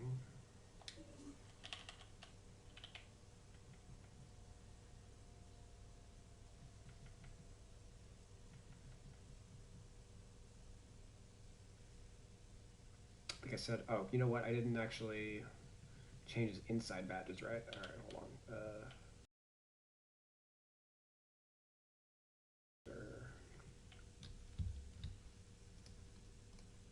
Because I said I was going to give him slithery finisher, right?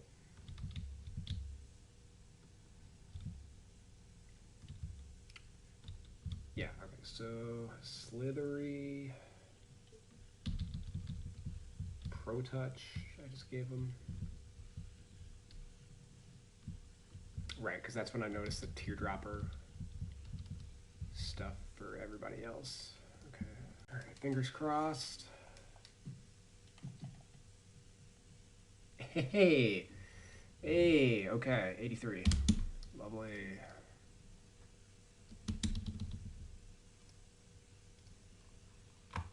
Lovely.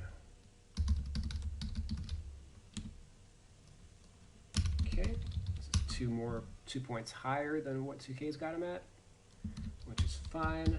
And this ties him with Marcus Smart for the highest rated backup 2 guard in the league. Nice. Okay.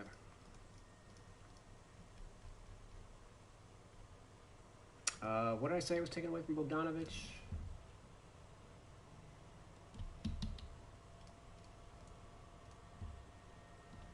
Deadeye.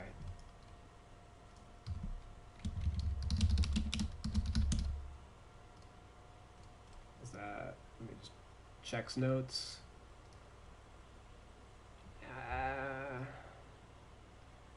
Well, you know what? I'm a coward. I'm gonna bronze it rather than silver it.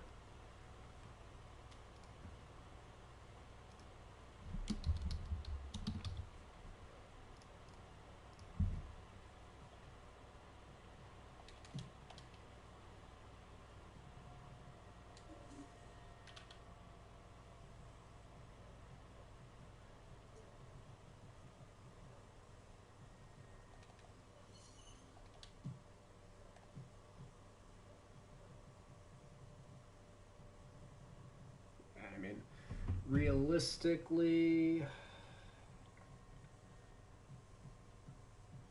like if I want to drop his rating, I'd have to start here.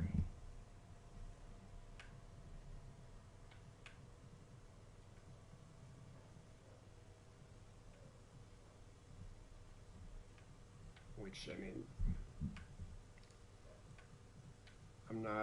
I'm just not ready to drop any of those, I think. Nothing really screams out to me. Again, his career matters a lot more to me than the first, like, 300 minutes of the season.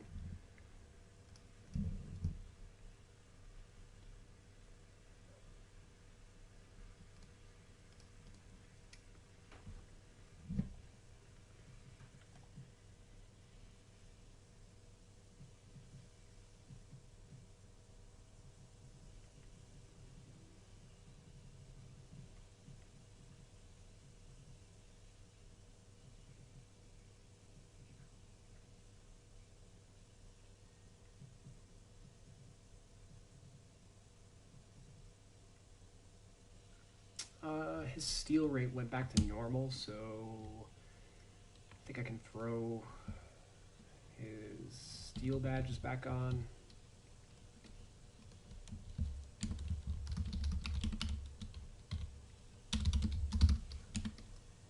Let's go.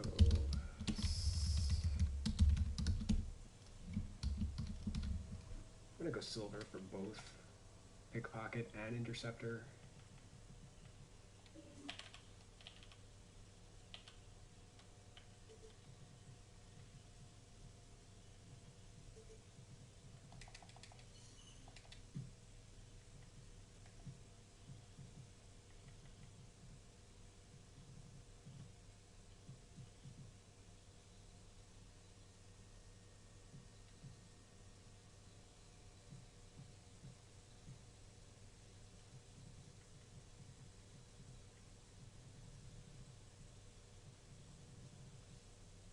Does not have dimer.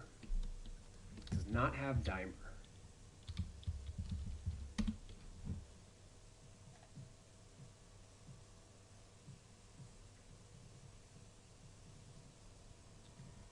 Alright, let me start from the beginning on him.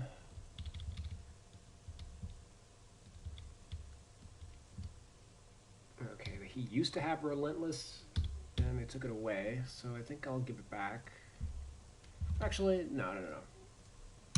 We can leave that off him, I think. Slithery. He doesn't have Acrobat or Fancy Finisher.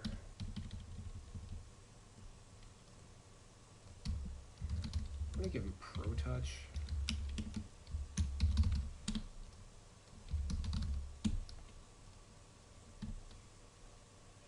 Other than that, I think he's good.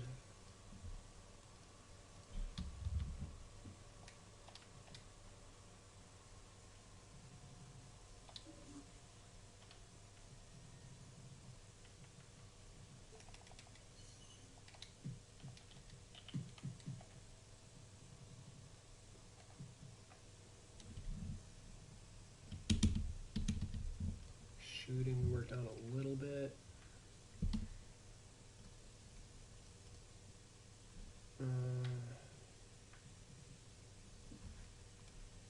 What's his usage rate this year?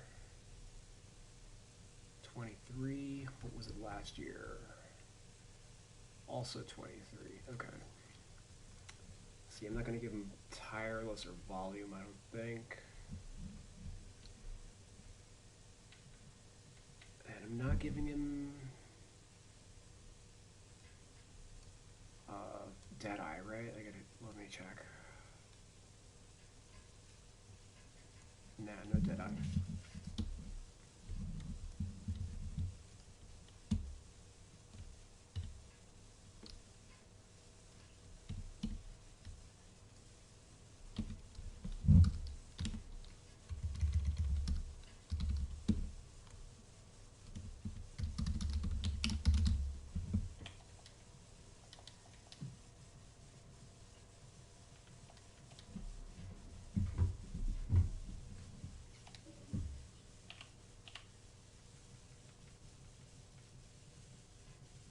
Let's get pump fake.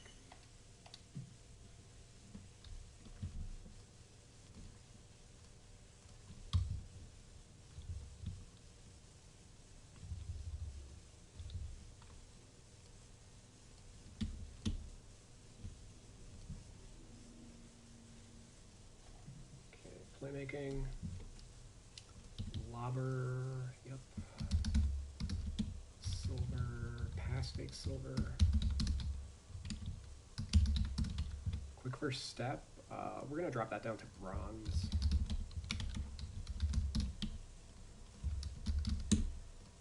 Based on how I have that set up. Ankle breaker, sure.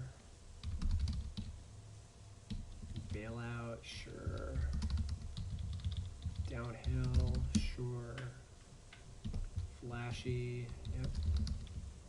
Floor general, yep. Handles for days and needle threader. Space creator.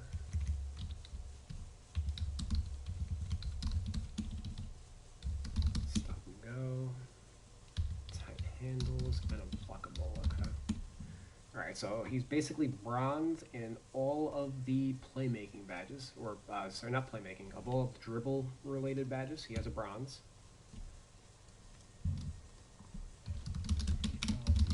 None. He does not have Dimer, has pretty much all the rest of the passing badges.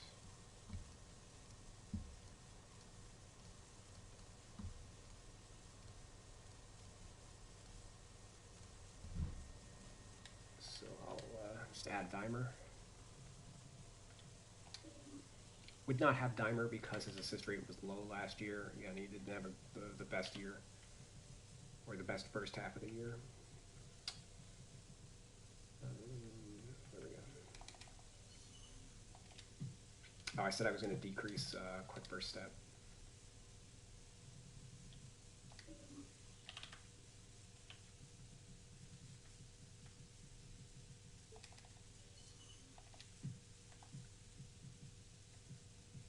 Okay, and we gave him the steel badges. He's got clamps, reflexes, pest, tireless defender,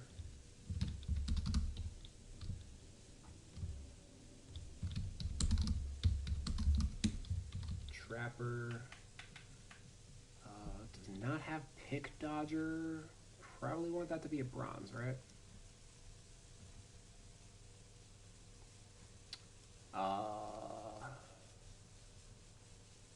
Yeah, we'll bronze it.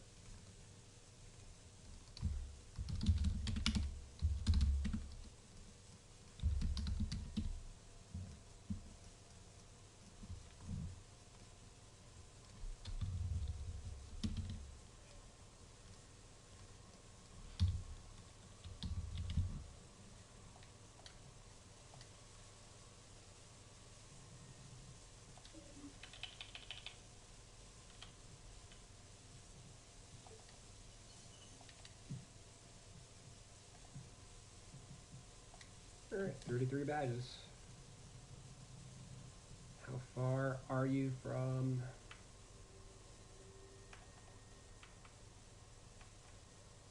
Okay. It's like an 85 and a half. 85.6 maybe.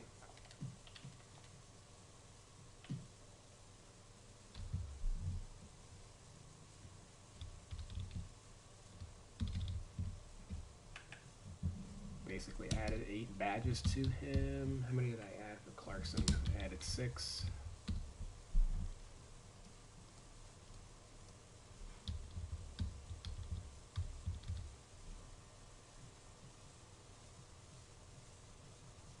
Oh, we bumped Mitchell up to an 89. Okay. Mitchell, 89.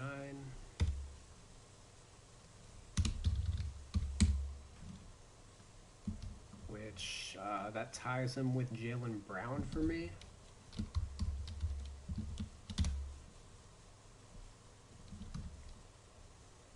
Who did you just work on? Clarkson and... oh, Conley's, yeah, unchanged. Let me see, Mitchell, now that we got his rating up a point, do I want that to happen? Because his PER is 18.5, like, during the regular season his number, he's a playoff player, not a regular season player.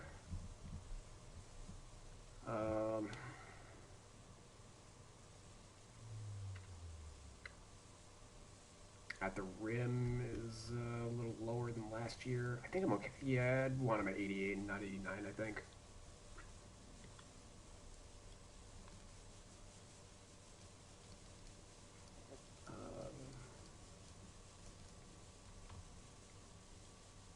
Anything stand out for me to get him there?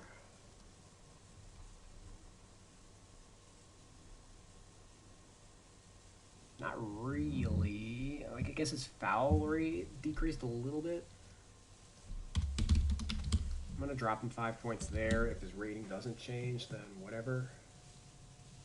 But I think it will. Yeah, alright.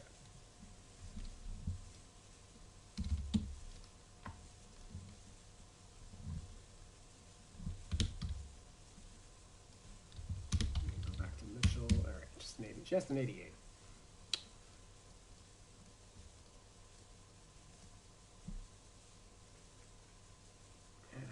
I think I'm okay with a partial on his badges. I kind of just want to move on to the next team. Well, yeah, we had lots of overall rating changes. We got Conley up, we got Rudy up, we got Bogey down, we got Niang down. I think we got Ingles up. Clarkson up.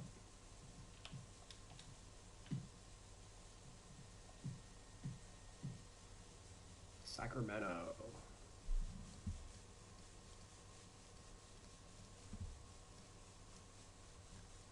How many teams have I finished, by the way? Hold on. 1, 2, 3, 4, 5, 6, 7, 8, 9, 10, 11.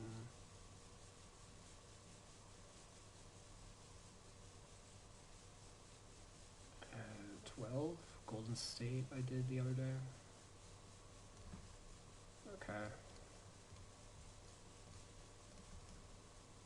Yeah, let's see what's going on with Sacramento.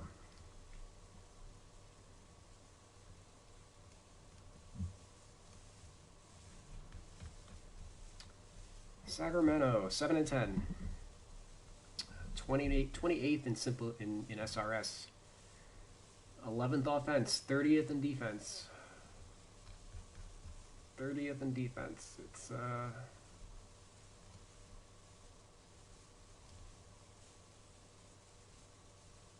maybe going to indicate where some of these guys are dropping.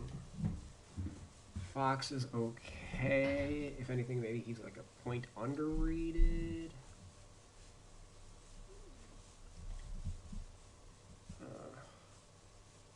Actually, no, I disagree. He's fine at 85. Barnes is fine. Holmes leads the team in PER. 71 true shooting.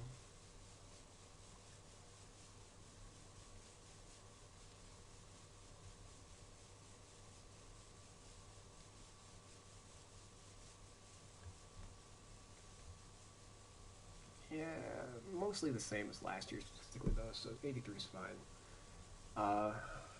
He's not really playing for them. He's been out.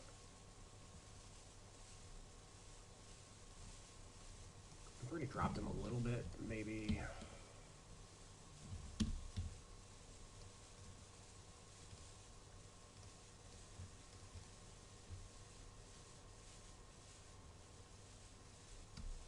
Maybe.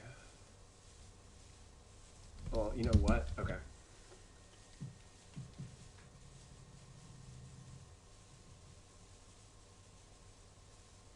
Jabari Parker played while I'm here? No, right? He's still out. Oh my god.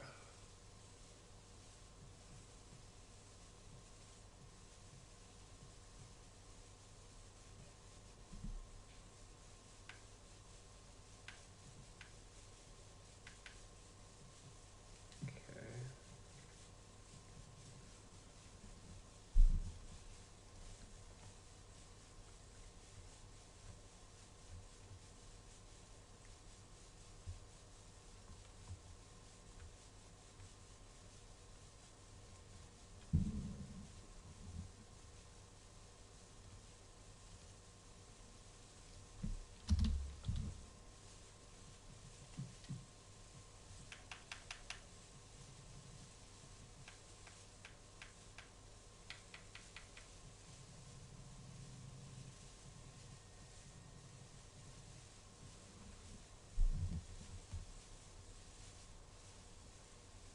He's only played 150 minutes, so it's like not a ton to go off of.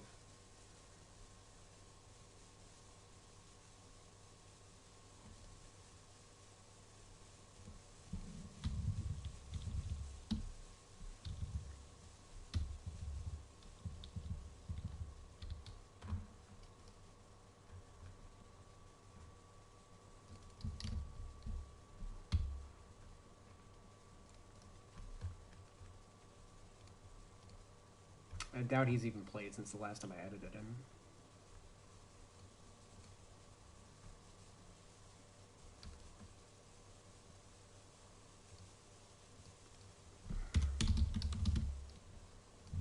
I think I'm gonna cheat a little bit and just do that. Not really cheat, but I'm going off of this career figure rather than like looking off of last year. Last year it was 7 of 19.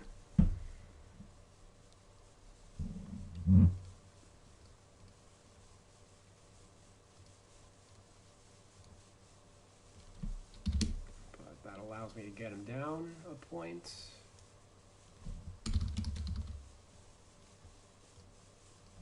Get Jabari Parker down a point before.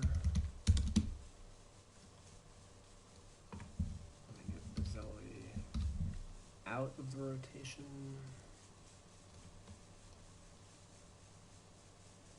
Alright, Halliburton.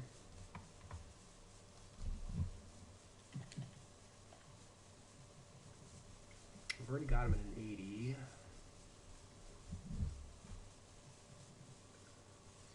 I've accounted for his 3. You put in a lot of work, man. It's appreciated. Do you have 2K on PS4, and if so, can we have access to your roster? Do you have a PayPal?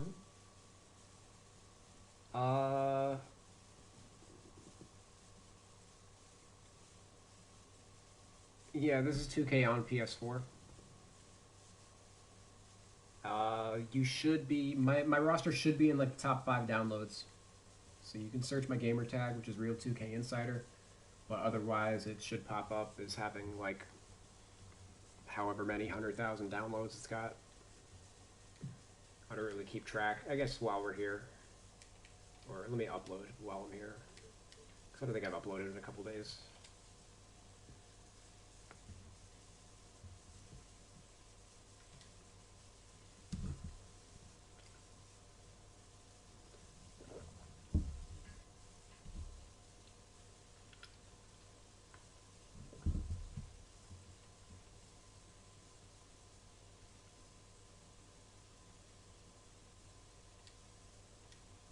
course.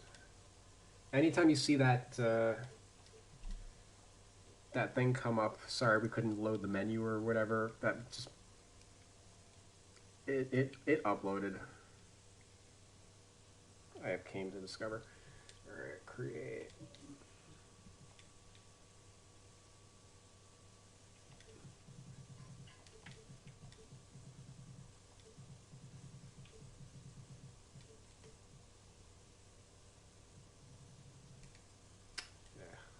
I guess it's got a space. Yeah, it does have a space.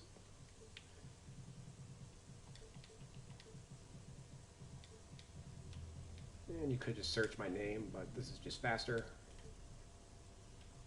Yeah, 191,000 downloads.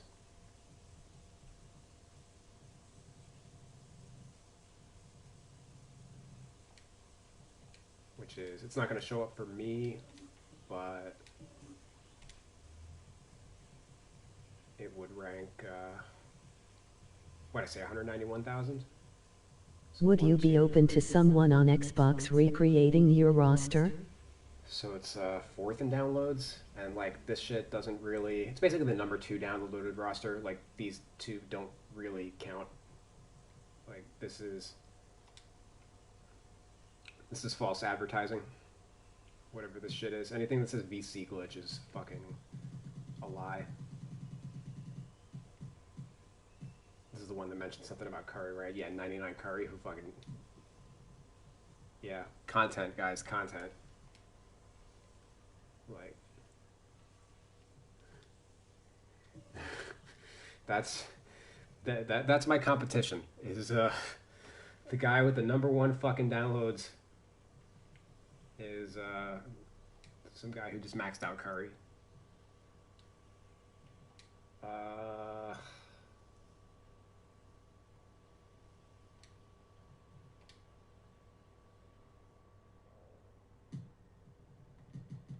Would I be open to someone recreating my roster on Xbox? I've had somebody do that before. No comp. If you're familiar with what's his name, Fernando, his name on like Operation Sports is FFAACC or something like that, or FFCC. I don't remember exactly what it is. But years ago, he was uploading my my ratings to Xbox, or I think I was on Xbox and he was adding my stuff to PlayStation. One of the two. Yeah, I think I was on the 360 last generation rather than have a PS3, which I think is the case for a lot of people. PS3 was not a super popular system.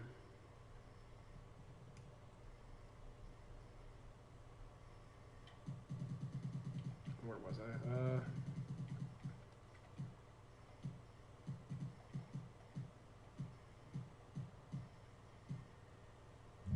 Sacramento.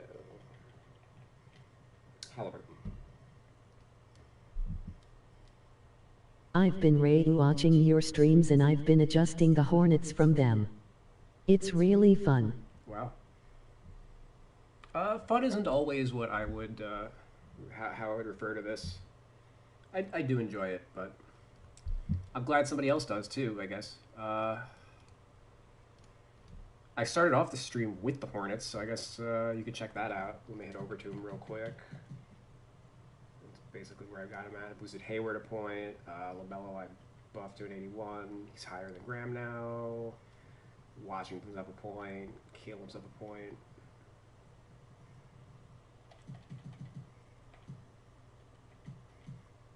Oh man, I can't wait to do a fucking Knicks thing. But I think the Kings are going to be my last team for this stream, as I did start at like 9 o'clock, like 2.5 hours ago, I want to say. Maybe a little less. Halliburton, 16.8 PER, 62 sure shooting.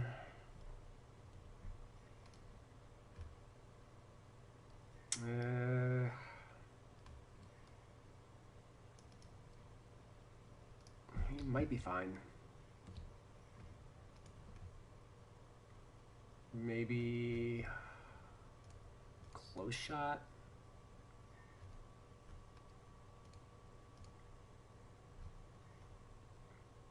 19 of 38 from close range. Sure, I'll just tweak that up a little bit.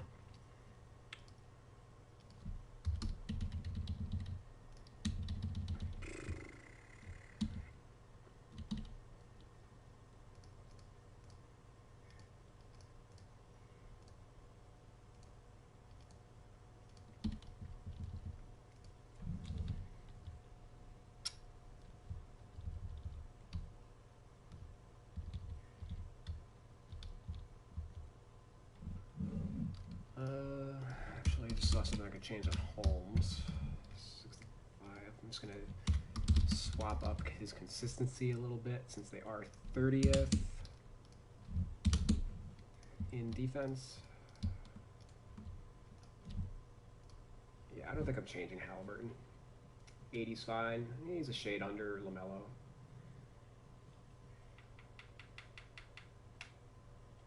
He's close enough.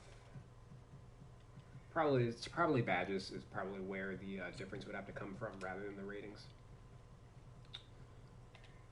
For Holmes, consistency ratings I have like based off of last year, so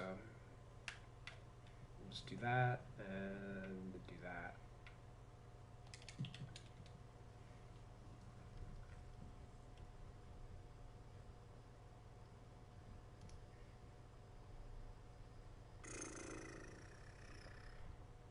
I think these streams would be more interesting if I was able to share what I'm looking at on my computer while I'm doing this, so you can just see exactly what data I'm using to make these decisions. I think that's more useful. What do you think the Kings should do moving forward? Sell the team. I don't know.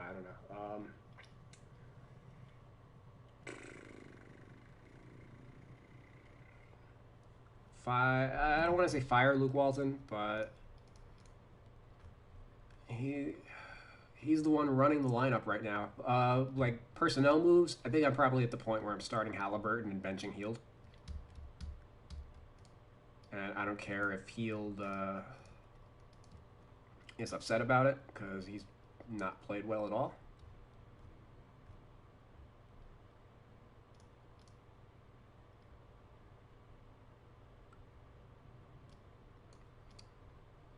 And I mean, they have a new GM. You know, they have some shitty players on bad contracts, and that's not the current GM's fault. Like Corey Joseph is ridiculously overpaid. So what are they? As far as this year, I would be prioritizing Halliburton over Hield for sure.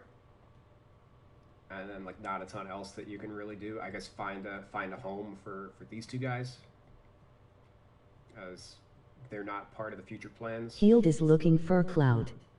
There's no way he doesn't know he's better off the bench. And Whiteside, I mean, sometimes players just prefer to start, you know.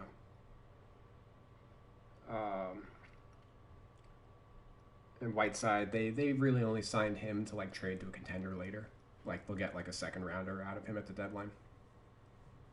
So I don't really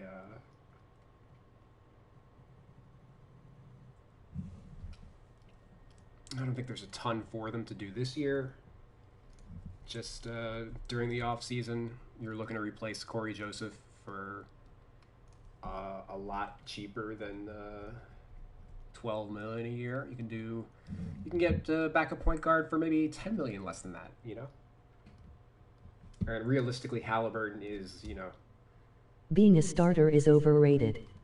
It's if you're true. getting to 8 minutes a game, who cares how you get them? Yep. Or when? I was just telling that to someone. I forget who it was.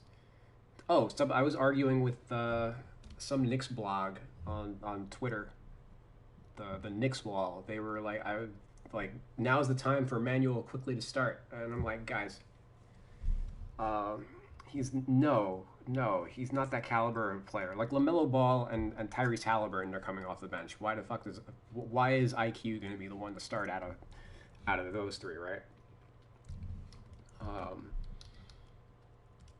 Like we all grew up watching Manu Ginobili, and players 20 years ago, everybody had like a bigger ego about starting, and then Manu was the first star like shooting guard that really just didn't care. He was all about team success and winning and everything. And like, I see a lot of Manu in Halliburton, and I think in general, teams realize that like you need to stagger. You can't just overload. Randall and Barrett have the ball a lot too. You can't overload your starting unit. And then with a bunch of like shot creators, there is value in having a shot creation in the second unit. So every team nowadays has like a scoring guard off the bench. So why can't that be IQ for the Knicks? Like the dude was drafted like 20 something overall, right? Like I don't think he profiles as a starter long term. Like let's he just say this is the sixth man. Like have him fill that role for like the next 5 years. Like we're talking about we just did Make the him ratings Vinny for, Johnson. We just did Jordan Clarkson's ratings, right? Like he should be starting for a team in the league realistically, right? You can make an argument like it would be the same as like somebody saying like, oh, Bogdanovich sucks, now is the time for Joe Ingles to start or for Jordan Clarkson to start. Nah, like let them fill their roles. Like that's that's for people who play fantasy basketball too much are worried about whether or not players are starting.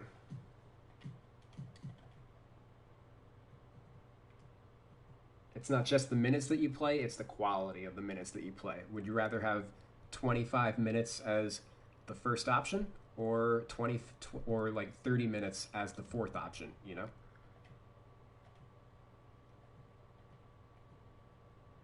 All right, Corey Joseph sucks, but I think 77 is fine.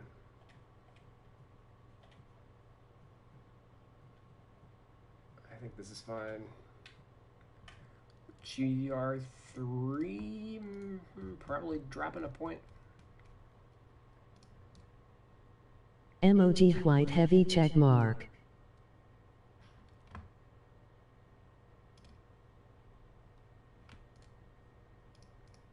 Yeah, I mean, well, like, the Knicks' other issue is, like, Elfrid Payton doesn't fit with, like, RJ Barrett and Julius Randle either.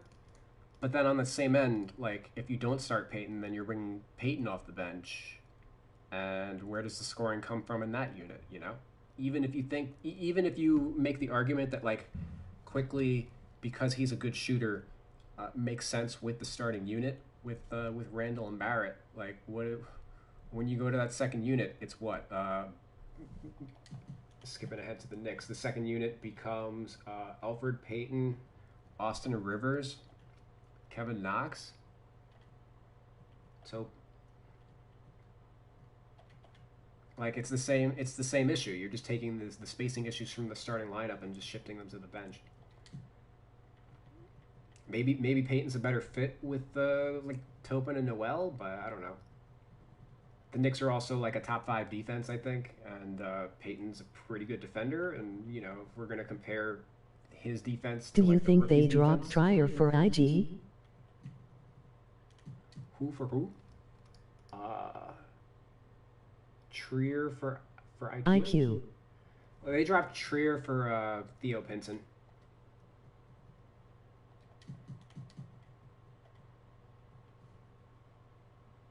Trier, I don't like the Knicks. The last 2 years for the Knicks were kind of weird.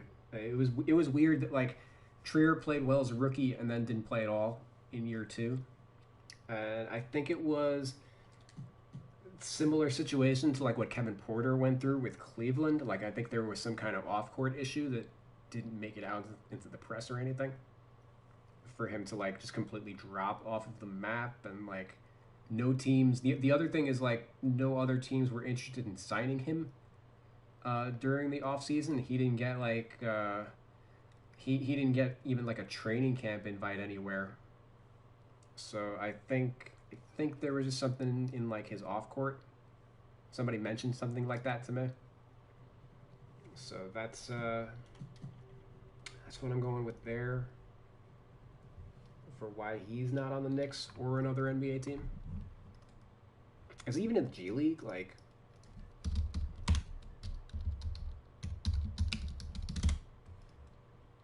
Alonzo Trier is he's a free agent. 2K needs to hire you. Few posts back how you showed why Woods from Houston rating was high had to do with his rebounding, while speed was.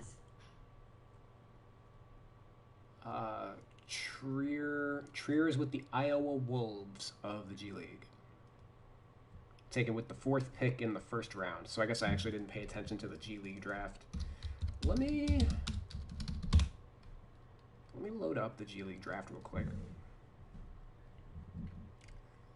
Because I only saw the first pick was Admiral Schofield. Normally I would say he should go to China, but I don't think anyone wants to move around too much these days.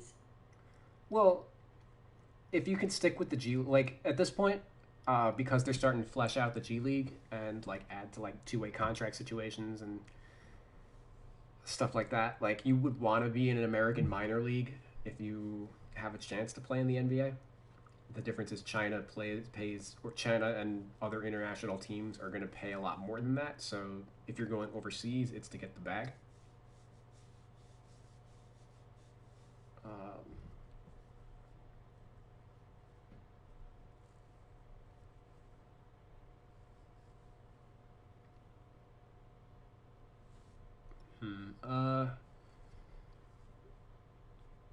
Okay, G League draft.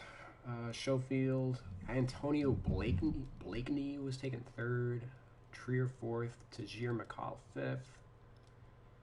Justin Patton taken 9th by Westchester. So he's playing for the Knicks affiliate. Gary Payton II is with the Raptors 905. O'Shea Brissett got drafted to the Pacers affiliate.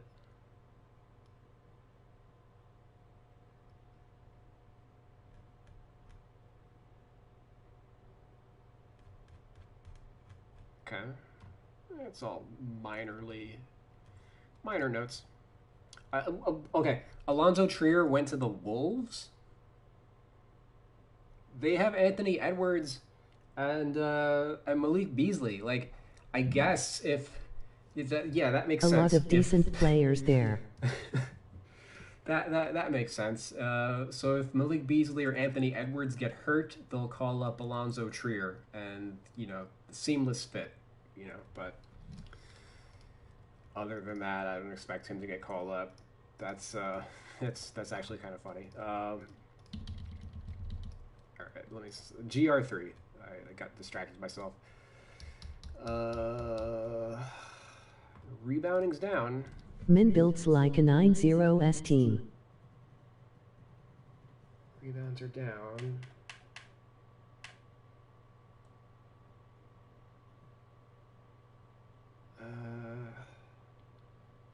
Yeah,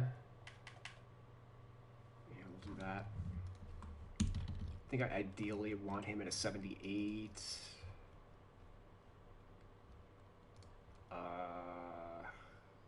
I have an easy way to do that. Okay, so we're going to ignore last season's mid-range production and just drop him there. Let me just write down what I did with his rebounding. 55, 52, 44, and consistency. We could probably drop that too. Let's see.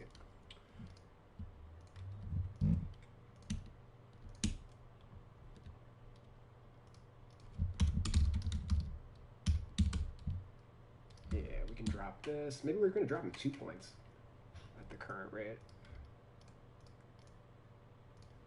65. Where's his shot IQ? Because aside from the first half of the year with the Warriors, he hasn't really been able to get back on track.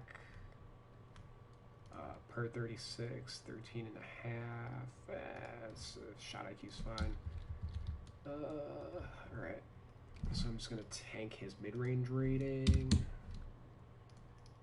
by how much?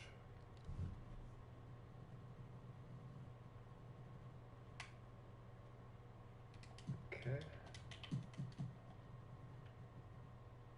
Maybe this is going down. What's he shooting from 3? Well, it's actually, his 3-point rating's fine. Close. As close as fine. Let me not go crazy. 42% at the rim, maybe 85 dunk rating. He's only dunked once this year compared to 35 times last year. We can drop that by 5 points, I think.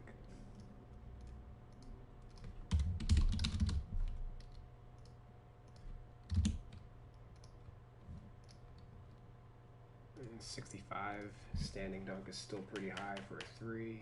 Ooh, that drops him to a sharpshooter.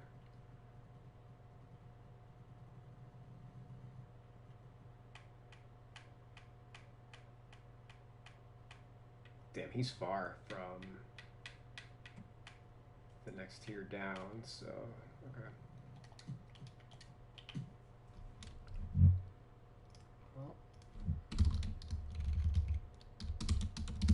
79, 78 I'm okay with.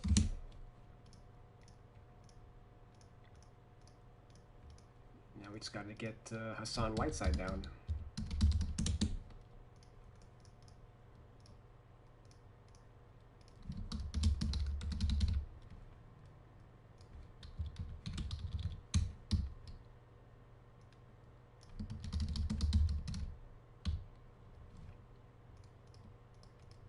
I feel like I missed somebody's question. Hold on. 2K needs to hire me. A few posts back, how you showed why Woods from Houston rating was high had to do with his rebounding, while speed was very slow. Yep. They usually, I mean, the rebound thing, that's something they've been doing for years, since like Dirk Nowitzki days.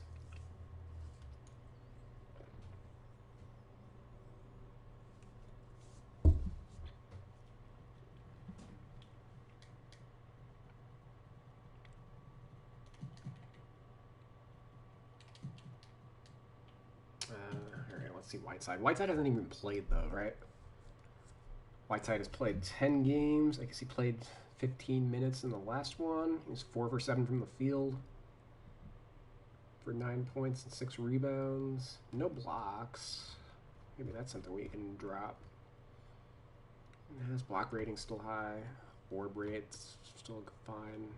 Or no, it's not fine. But I've already dropped it, I think. Yeah, I've already dropped it. Your rebound rating.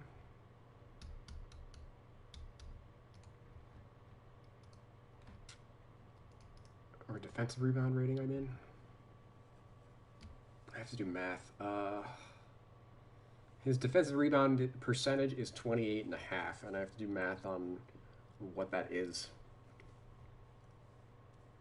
I think that's like a 97. I'm pretty sure 2K also, like, when guys are too high for them... Hassan is forever a 2K superstar. Yeah, his stats last year were great, but so far this year they are well below, like, what he's done the rest of his career.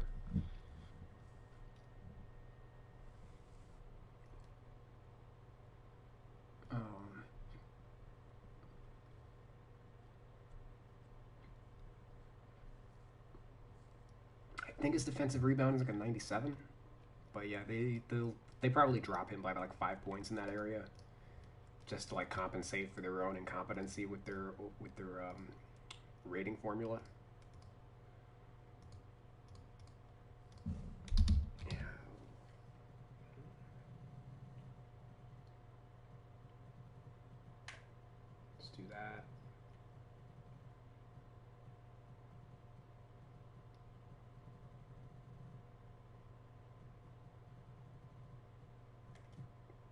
guess actually,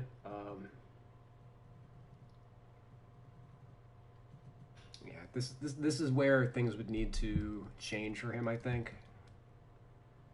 He's got a lot of golds that could probably go away. Lob City finisher, for a guy that's fucking like 7 foot 265 is probably being generous. Like he's probably closer to 280.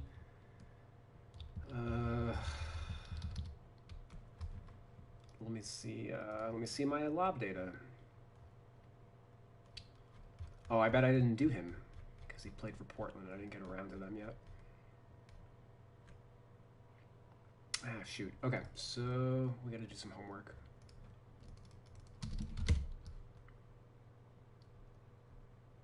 Lob City finisher is super overpowered.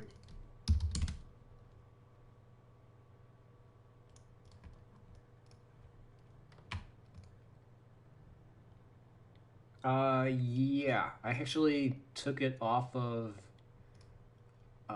or I dropped Giannis down to like a bronze.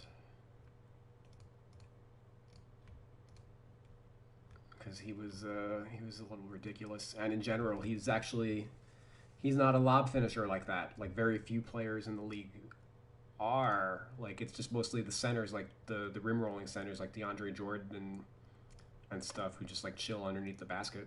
On gold there are probably only 2-3 players who deserve it.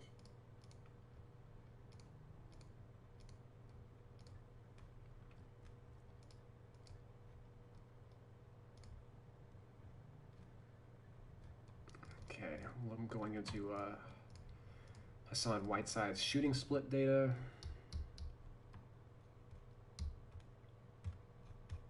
Which is located on NBA.com. And he had 17 alley-oops last year. That is not a lot. That's oh yeah, he's losing the badge entirely.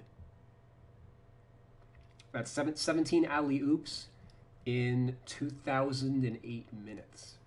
So that's not a lot at all.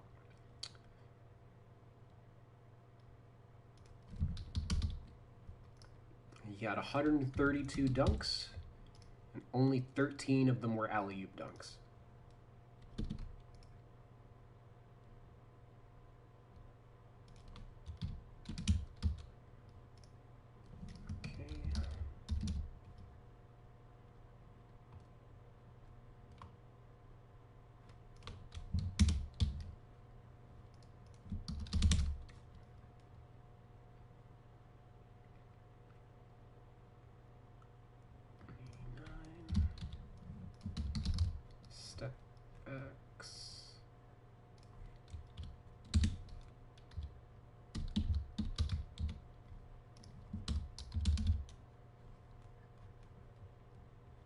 If you ever want to become a roster editor yourself, you got to know where to. It's basically all about knowing where to find data in a short amount of time. So, I have my various references that I can draw from. I know what I'm looking for at this point, and that's probably the biggest obstacle to somebody starting out is you have no idea what you're looking for.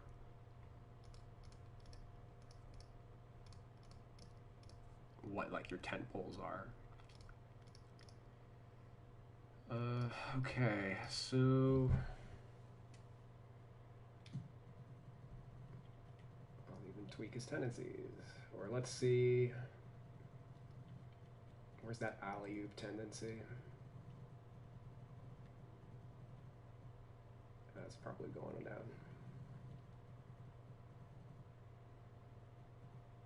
Has anyone compared next-gen ratings to current, or are they the same? They're mostly the same. I saw offhand when 2K did their last roster update that I just saw like Landry Shamet was they had him at a 70, and I did edited the heat in 2K20 and it took me like 6 hours to do tendencies. Yep, tendencies are there's a lot of depth to what you can do. But like Landry Shamet had a 1 point difference, and I theorized that that was just due to the badges, like the badge discrepancy between current and next gen. Because some of them they got rid of and they added a couple new ones. And the ones they got rid of were stuff like flexible release and steady shooter, which Shamet had like silvers in, so it would make sense that like you take away the few like good badges that he had, there would be like a 1 point. He'd be 1 point lower. So as far as I know, that's going to be the only discrepancies between current and next gen. The ratings are going to be the same across the board.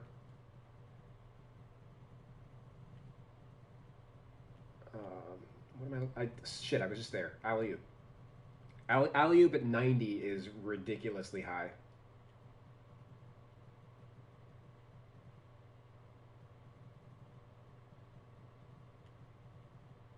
Yeah, get the fuck out of here.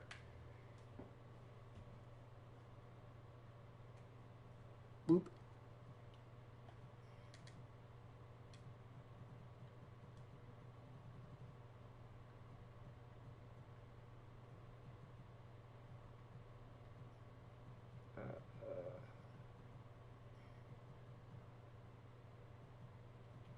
Looks like I did the King's tendencies, so let me see. Yep. Okay, so well, I did all of the tendencies for the players on the Kings last year. So all the rookies have their default tendencies.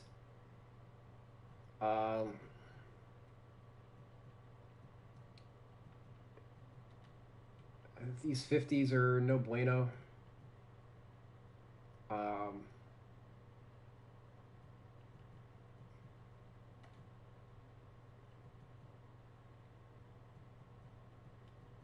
Yeah, these 50s should basically be 30s.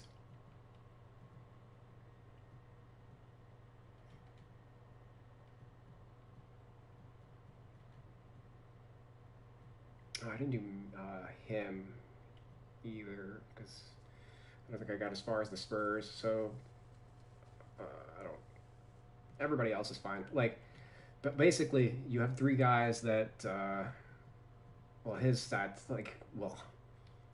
he only played like 100 minutes last year, so in that 100 minutes he alley-oop dunked a lot, so that was fine. Kind of the same with Justin James, garbage time specialist, but GR3, like this is a high alley-oop tendency for a wing, so I'm okay with like James being in that range. Jeffries realistically should be in that range with them too. But other than that, like the two guys that are maxed out are like the athletic rim rollers. Whereas like this is among the lower tendencies, I would say, for like a center. This is like Brook Lopez territory.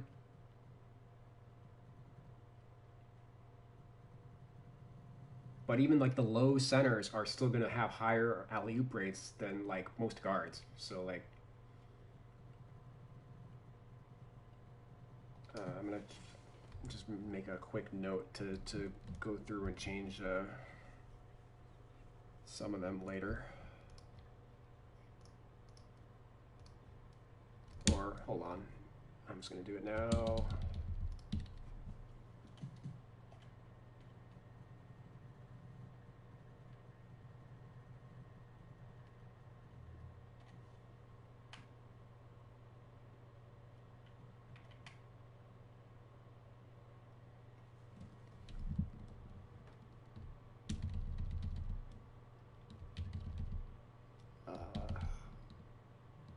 My document is too big.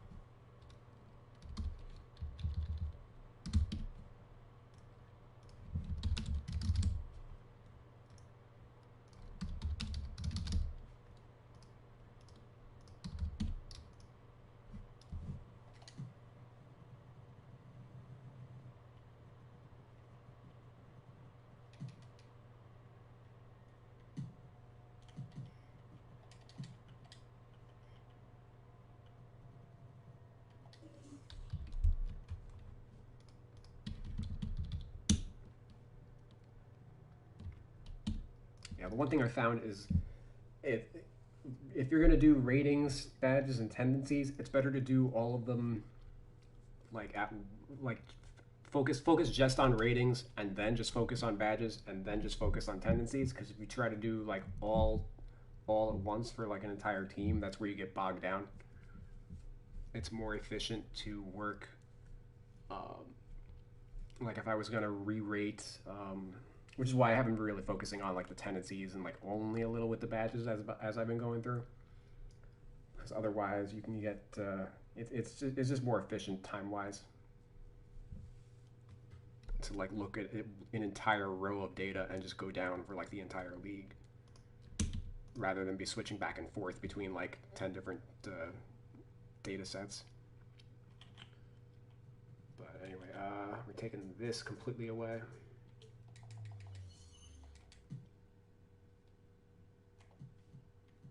I'm going to take away ice and veins. Just give me 1 second.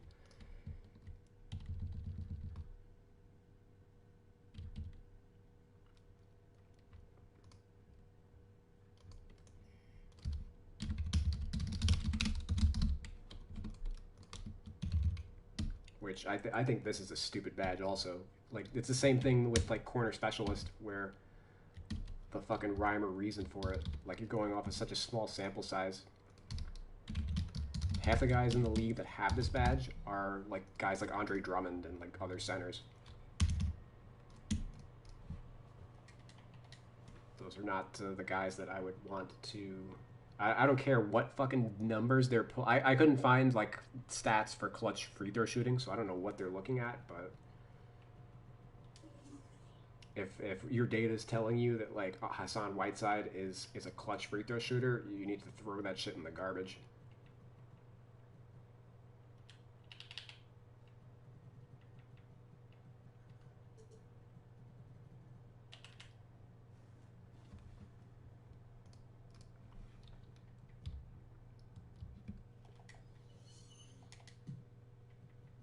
How often do you usually do a major update in your season? In my season? Oh, no. You think... Wait. So, you guys have seen me in the menus for 3 hours. How much do you think I actually play this game?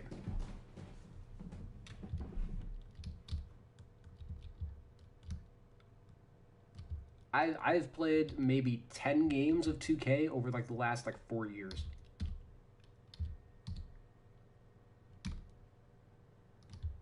Not much. Rarely. This is where I get my enjoyment for the game. I'm not your average player. I don't actually get to consume my own product because I'm not I don't make rosters anymore to like get better gameplay. I never really did. Like even when 10 years ago when I was more active with roster editing, I would edit rosters all day and then I would go to quick play online. I was into playing online with people where you're just using the 2K roster, you know.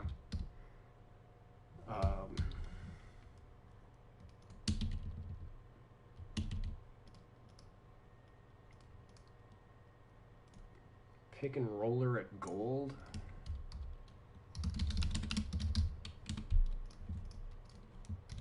I get it. I spend hours on equipment and shoes. Yeah, well, I mean, equipment and shoes, that's all stuff that, like, realistically, like, anything visual aesthetics, you would want to be playing the game to get the benefit out of, right? Whereas, like, I'm using this as a platform for my own statistical analysis of the NBA.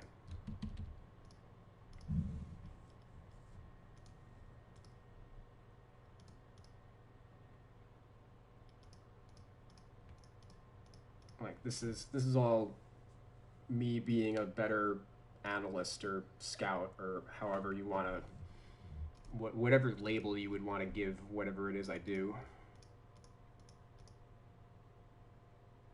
Sim. Like there are real world applications to the stuff I'm working on. At least that's what I tell myself at night. Put back boss. Yeah, I guess, sure. That's like the one thing that he's fucking good at. Back down, cross key, deep hooks, drop stepper. Let me see what his post efficiency was last year. Maybe these just all go to like bronze or something. Hassan, Whiteside. It's like posting up is like one of the few things he's good at. It's the pick and roll that I think has got to get decreased because he ain't a rim roller.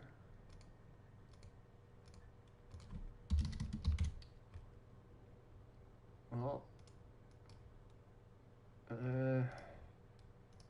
yeah, I'm gonna silver him rather than gold.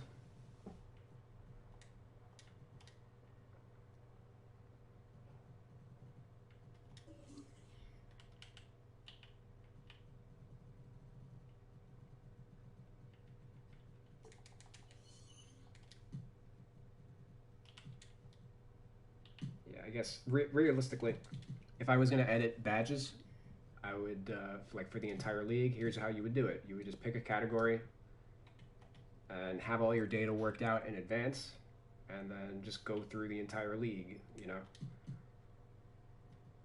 Just keep going, boom, boom, boom, until everything's done, and then move on to the next relevant one that you worked on.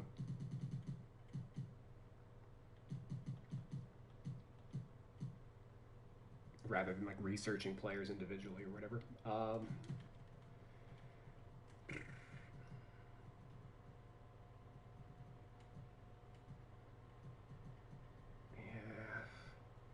I don't know. I don't have time to fucking watch it. Right, like bronze is fine.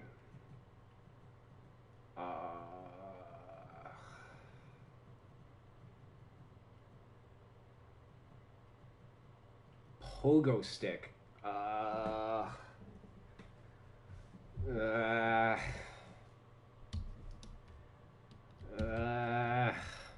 It's one of those OP ones, right? I feel like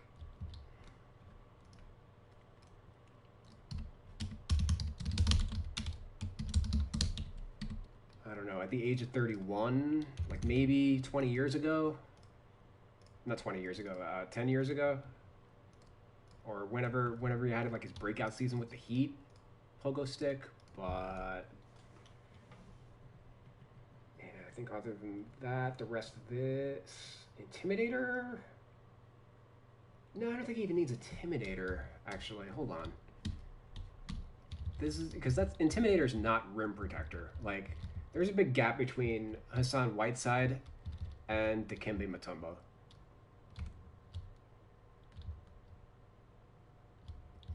Blocking shots and intimidation, like blocking shots and making your opponent miss, are two different things. So I'm gonna bronze that.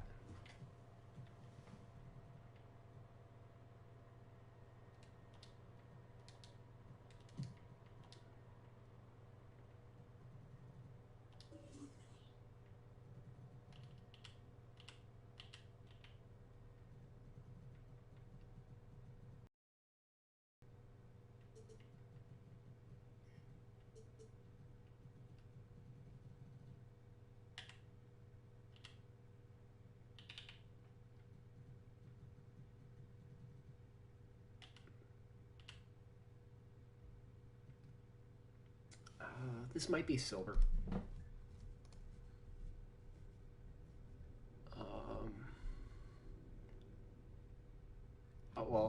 Executive decision. I'm gonna make it silver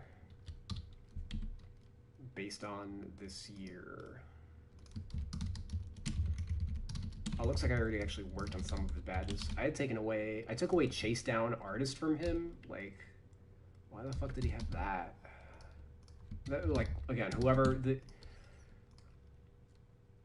they'll just be like, oh, he's a shot blocker. Okay, give him silver at all of the shot blocking badges. Oh, he's a rebounder. Give him gold at all of them. Like, he used to have rebound chaser gold. Like, All right, fingers crossed that this drops into a 79. Too slow. Yes, 79. I fucking did it. I've been trying to get Whiteside under 80 for a while, and we got it done. Oh my god, hype, hype, hype.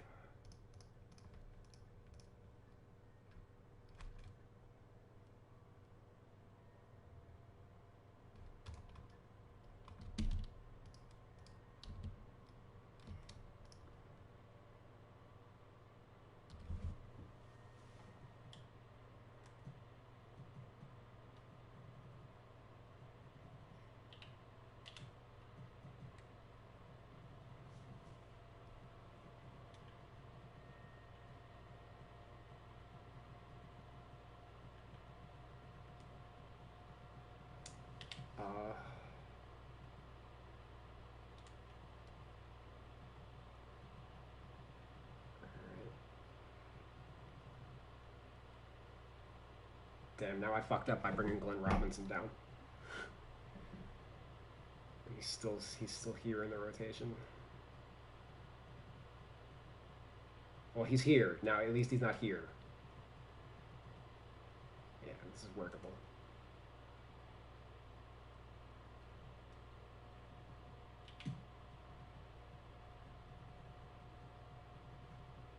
Still getting 2 foremen. Yeah, that's gonna, until you're able to get him down to like the 9th man, that's good. That's how it's gonna be. He plays, well, he's not even in the rotation right now, right? How many minutes a game is he playing? He plays 13 minutes a game. The problem is their system doesn't factor in positions when they come up with this shit. So like, Holmes plays 30 minutes a game, so they should realistically say, okay, the starting center is playing 30 minutes, so his backup shouldn't play anything more than 18. His center especially is the least flexible position in the league.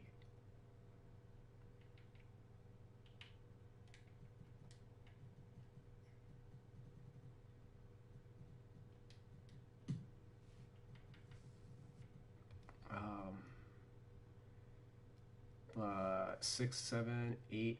Like, technically, he's the 10th man. They're just running a short rotation. Or, like, the 9th man. Because, like, Bazelica, or however you say his name. He's 9th, and he's not playing either. Like, they're just running eight dudes.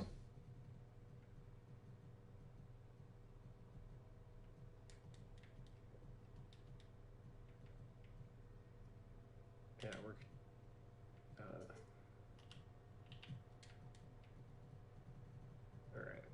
That makes things worse, of course.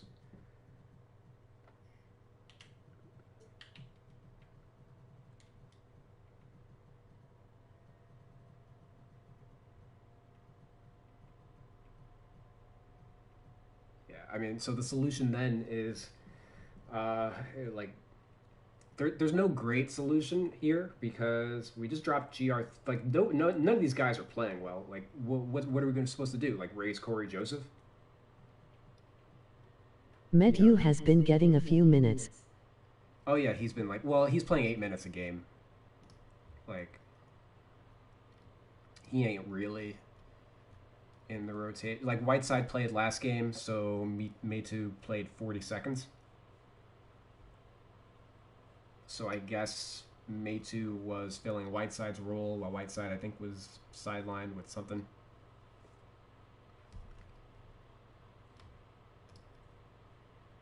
He's also on the 2-way, so I mean they can't. He is just the spot fill-in guy, unless they, realistically, as soon as they trade Whiteside, they'll probably convert Metu to a standard contract, is my guess. But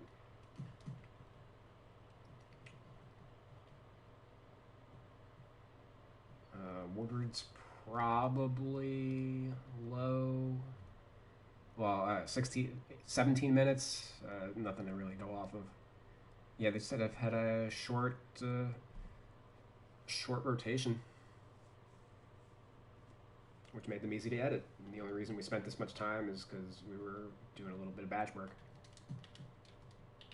Okay. All right, the next run of this, we're going to do the Knicks, Lakers, Nets, Magic, Mavs. Got some good teams coming up.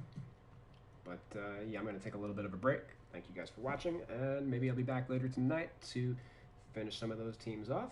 As usual, you can download my roster by searching either for the file name, you can search for Real2K, or search for my username, which is Real2KInsider. And eventually I'm going to post some more dedicated like team review type content. Thanks.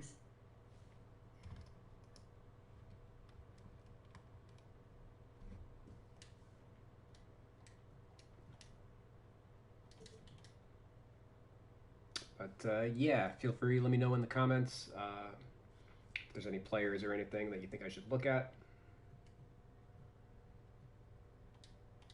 while we're here, because I don't think I did before. Yeah, this is where TPK's got their kings at. Yeah, that's aggressive. Like I'm crazy, but I'm not stupid.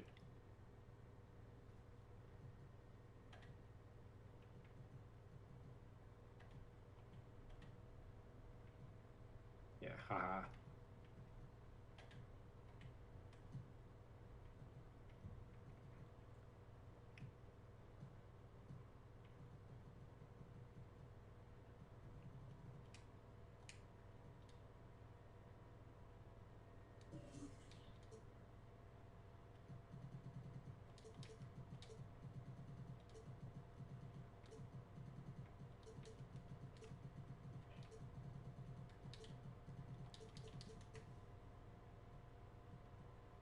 What?